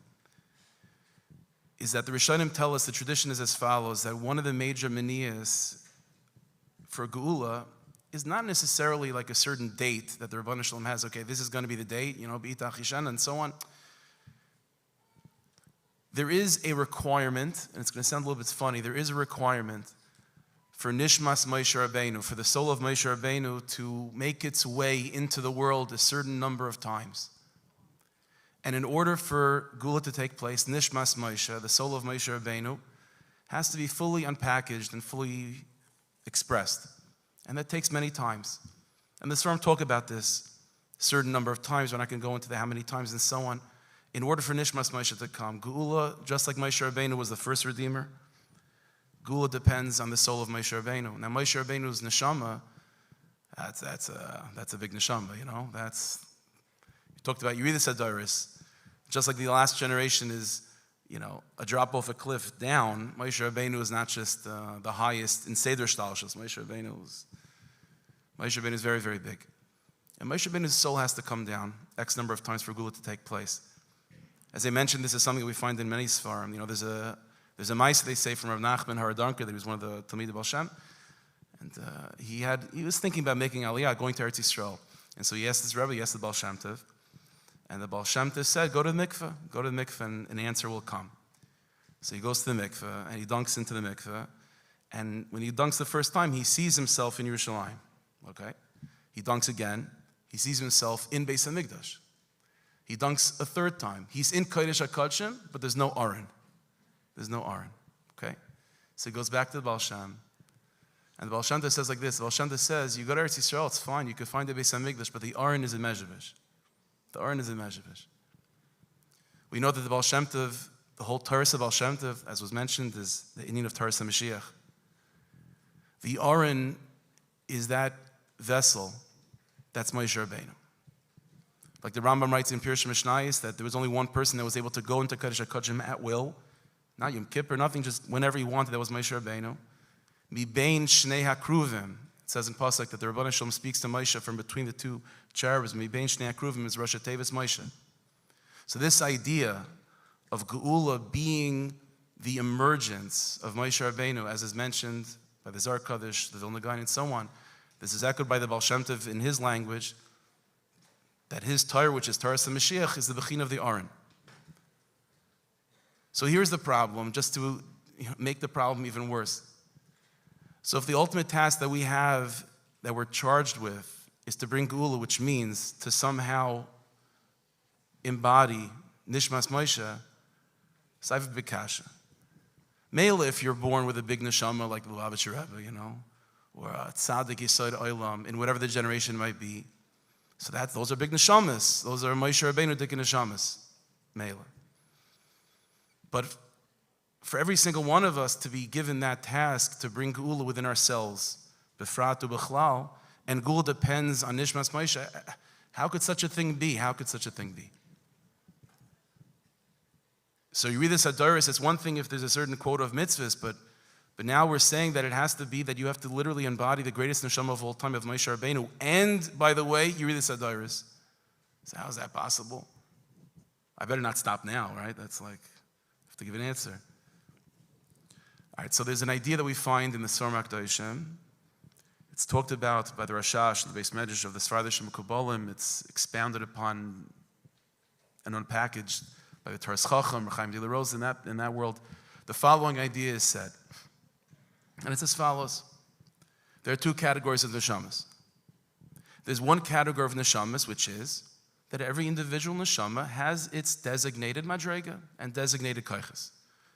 And within that category of neshamas, that every single individual is a designated neshama. You're coming from, you have a tremendous amount of chesed, or a tremendous amount of gevura, or a tremendous amount of beauty, whatever the midas are, whatever the particular madrega is, that's your neshama. And within that category, there is the biggest of all, and that's Moshe Rabbeinu. But Seder Hashash is another category of neshamas. And this other category of neshamas, when you look at each and every one of them, you know what madrega they have? They have madrega of nothing. Of nothing. Now who has those neshamas? That's the Ekes Mashiach. That's the generation before Moshiach comes. If you want to identify what's your madrega, where you're holding? Nothing. But here's the irony. The Rashash taught us that itself, which is an unbelievable maybe weakness in those neshamas, is its greatest strength. Do you know why? Because it says in Pasuk, Vayiminu b'Hashem Moshe Avdoi, that Chazal say Moshe Rabbeinu is shakul keneged kol Yisrael, that Moshe Rabbeinu equals all 600,000 Yidden, which means that there is a way to duplicate Nishmas Moshe, and that is by not having your own personal madrega. That all you are is nothing but an empty space within which the collective powers of all of Klal Yisrael is able to pool, concentrate, and express itself.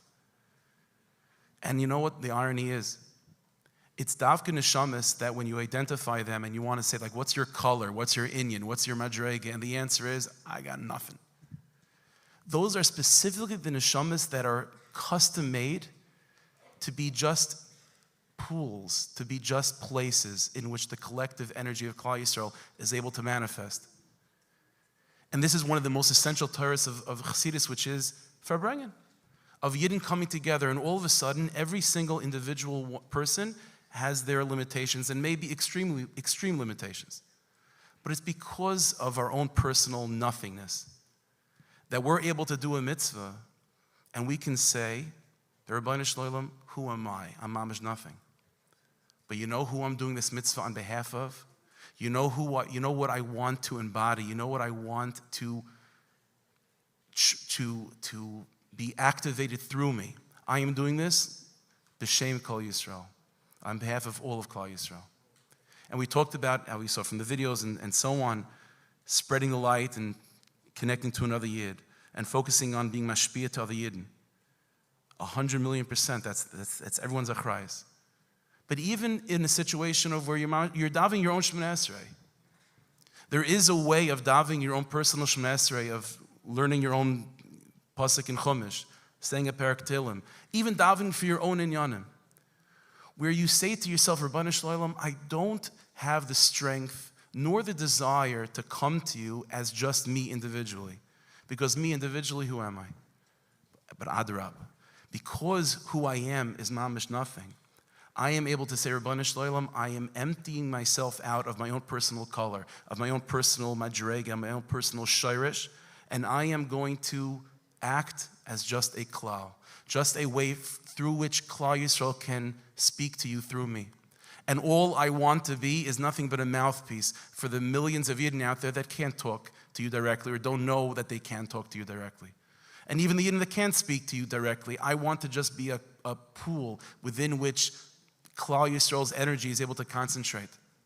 And it's Bodik Menus, it's tested and proven that Tzaddikim have told us this, that even Yidden, Davka Yidden, who in their own personal madregas might be extremely limited, but if they embrace an Avodas Hashem, that's one of 600,000 Yidden serving their Rebbeinu Shalom through them, and seeing yourself as just part of that collective whole of Klal Yisrael, and you're able to do that specifically because of the fact that you are completely transparent and translucent, and a bechin of ayin and a mamish of nothingness. So the koiches that could come out of you and the koiches that could be manifest through you are shaloi ke'erech, are completely transcendent from the limitations that you might be as an individual person. There is a way, davka, specifically, ironically, it's specifically because of Yehudas Hadaris. It's specifically because of the limitations of each one of us as an individual person. It's davka because of that we could all collectively be the Moshe Rabbeinus and allow that nakuda of Moshe Rabbeinu, that nakuda of the Raya Mehemna, the trusted shepherd, the Yichidish Nefesh to express itself. By us coming to Rabbeinu Shalom and saying, Rabbeinu Shalom, I'm not davening to you because of my name and because of who I am, as if I'm an individual person just coming. Rabbeinu Shalom, I'm coming to you on behalf of all of Klal Yisrael. And it sounds silly, like presumptuous. Who are you? The answer is, exactly, I'm nothing. I'm nobody. That's exactly why I'm the perfect person to be the vessel for all of Klal Yisrael to come to you. And the koiches nefesh an individual can absorb and transmit even to others is unbelievably, infinitely compounded because of this. And this is exactly what the Aron is. What's the Aron? The Aron is Eina Min Amida. We know one of the miracles of the Aron in the Kodesh HaKodshim is that it didn't take up any space. Like you measured from one side of the room to the other and so on, it didn't take up any physical space. The question is, Mefarshim ask, God doesn't do miracles for nothing.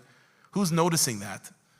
The Kohen Gadol in Kodesh HaKodshim is the only one that goes in once a year and he's not taking measuring sticks. Why would God do this miracle for nothing? The answer is, it's not a miracle, that's what the Aron is.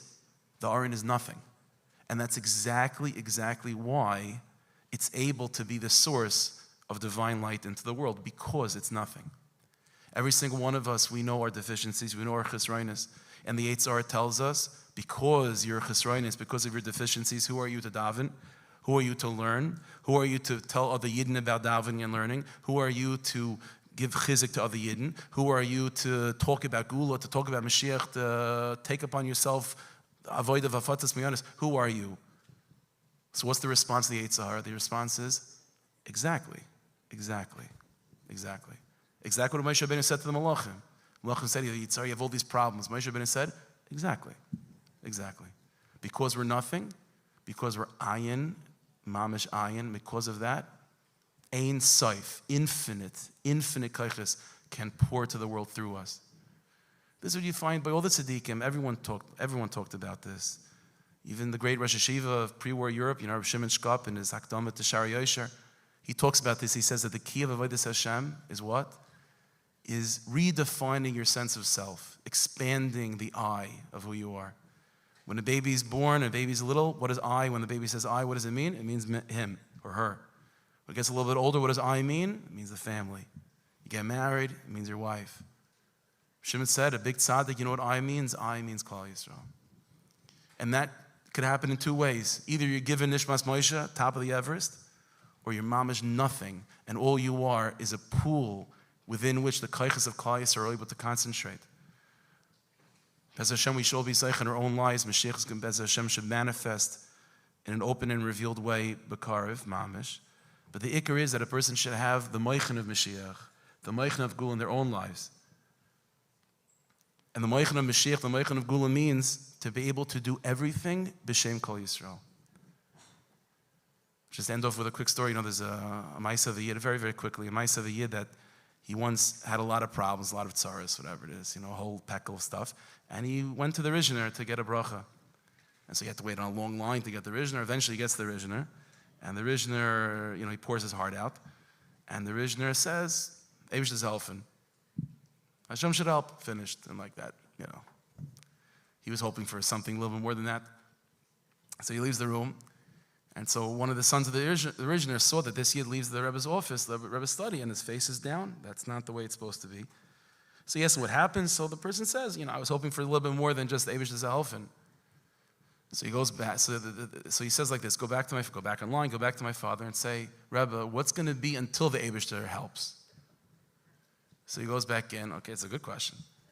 So he goes in, and he says, I came before, and the Rebbe gave me a bracha, Eibishter's helping, but I want to know what's going to be biz the Eibishter's helping. What's going to be until that? And the original said the Eibishter's helping, biz the Eibishter's helping. So that's not like pushing him to the side. That's a big bracha. That's a big bracha. To have moichen of Moshiach, and to be able to say to yourself that I embrace that avoida of living b'shem Kol Yisrael, of living Molard's Deis Hashem Kamayim Chasma, being a little Aron HaKodesh, which is mamish nothing, but through me can be manifest mamish ein saif. That's a life worth living. Hashem shall bless each and every one of us that we should all be zeichet to experience a gula pratis, bani chaim ezayni. But whenever the Rebbeinu Shalom gives brachas to Yidden, bani chaim ezayni, it's always with his stamp. It's always be'etzem elikus, just packaged in bani chaim ezayni. The ikar bracha is that a person should be zeicha to receive elikus, to receive the Rebbeinu Shalom himself, and bekelim shayim in all sorts of ways with bani chaim ezayni. We shall be zeicha to experience a Gula Pratis, and through that, a Gula Klolis, B'Bias Kol Tzedek B'Rachamim, B'Mever Yemenu Amen. Amen. Amen. Amen. Amen. Be'emunah Shelema,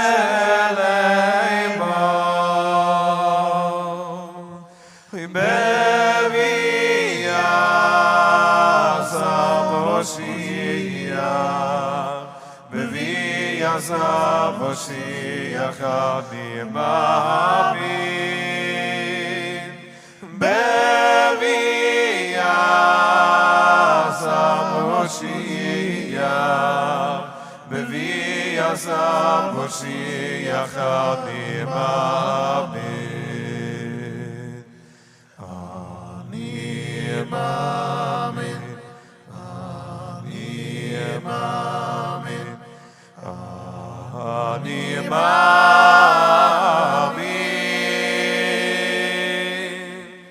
be'emunah Shelema, oy be'viyas Moshiach, be'viyas Moshiach adim amin, be'viyas Moshiach, be'viyas Moshiach adim amin, yanim amin, anim amin, anim amin,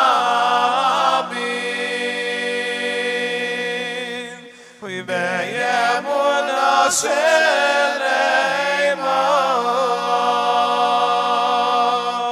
be'viyas Moshiach,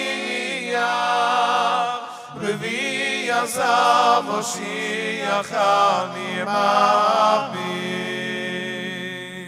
yanim amin, anim amin, anim amin,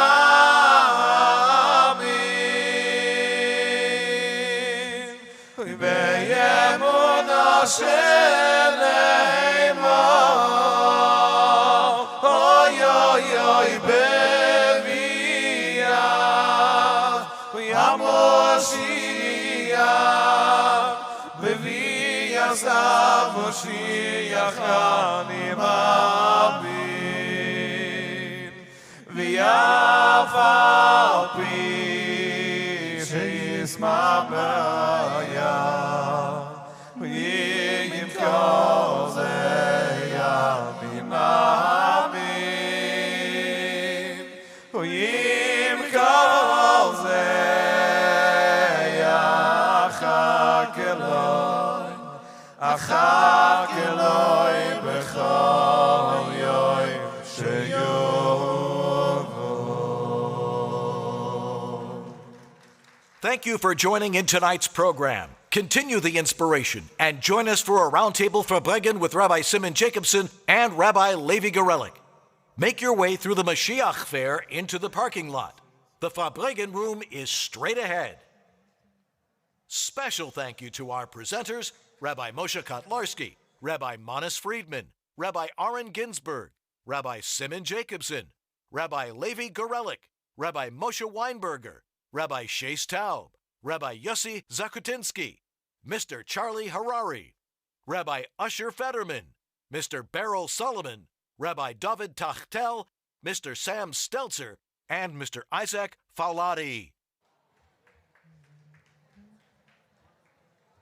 Kibbutz im Chosei Tzeyu V'shalom Tivolin Kibbutz im Chosei Tzeyu V'shalom Tivolin Horim v'yagvavos Yiftzul Nechem Riyadov V'chol Atzei Yasodayim Chayicha Kibbutz im Chosei Tzeyu V'shalom Tivolin Kibbutz im Chosei Tzeyu V'shalom Tivolin Horim v'yagvavos Yiftzul Nechem Riyadov V'chol Atzei Yasodayim Chayicha Kibbutz im Chosei Tzeyu Shalom Tivolin, he was in Chosei Tzeyu, Shalom Tivolin, Horim v'yagvavos Yiftzul Nechem Riyadov V'chol Atzei Yasodayim Chayicha he was in Chosei Tzeyu, Shalom Tivolin, he was in Chosei Tzeyu, Shalom Tivolin, Horim v'yagvavos Yiftzul Nechem Riyadov V'chol Atzei Yasodayim Chayicha.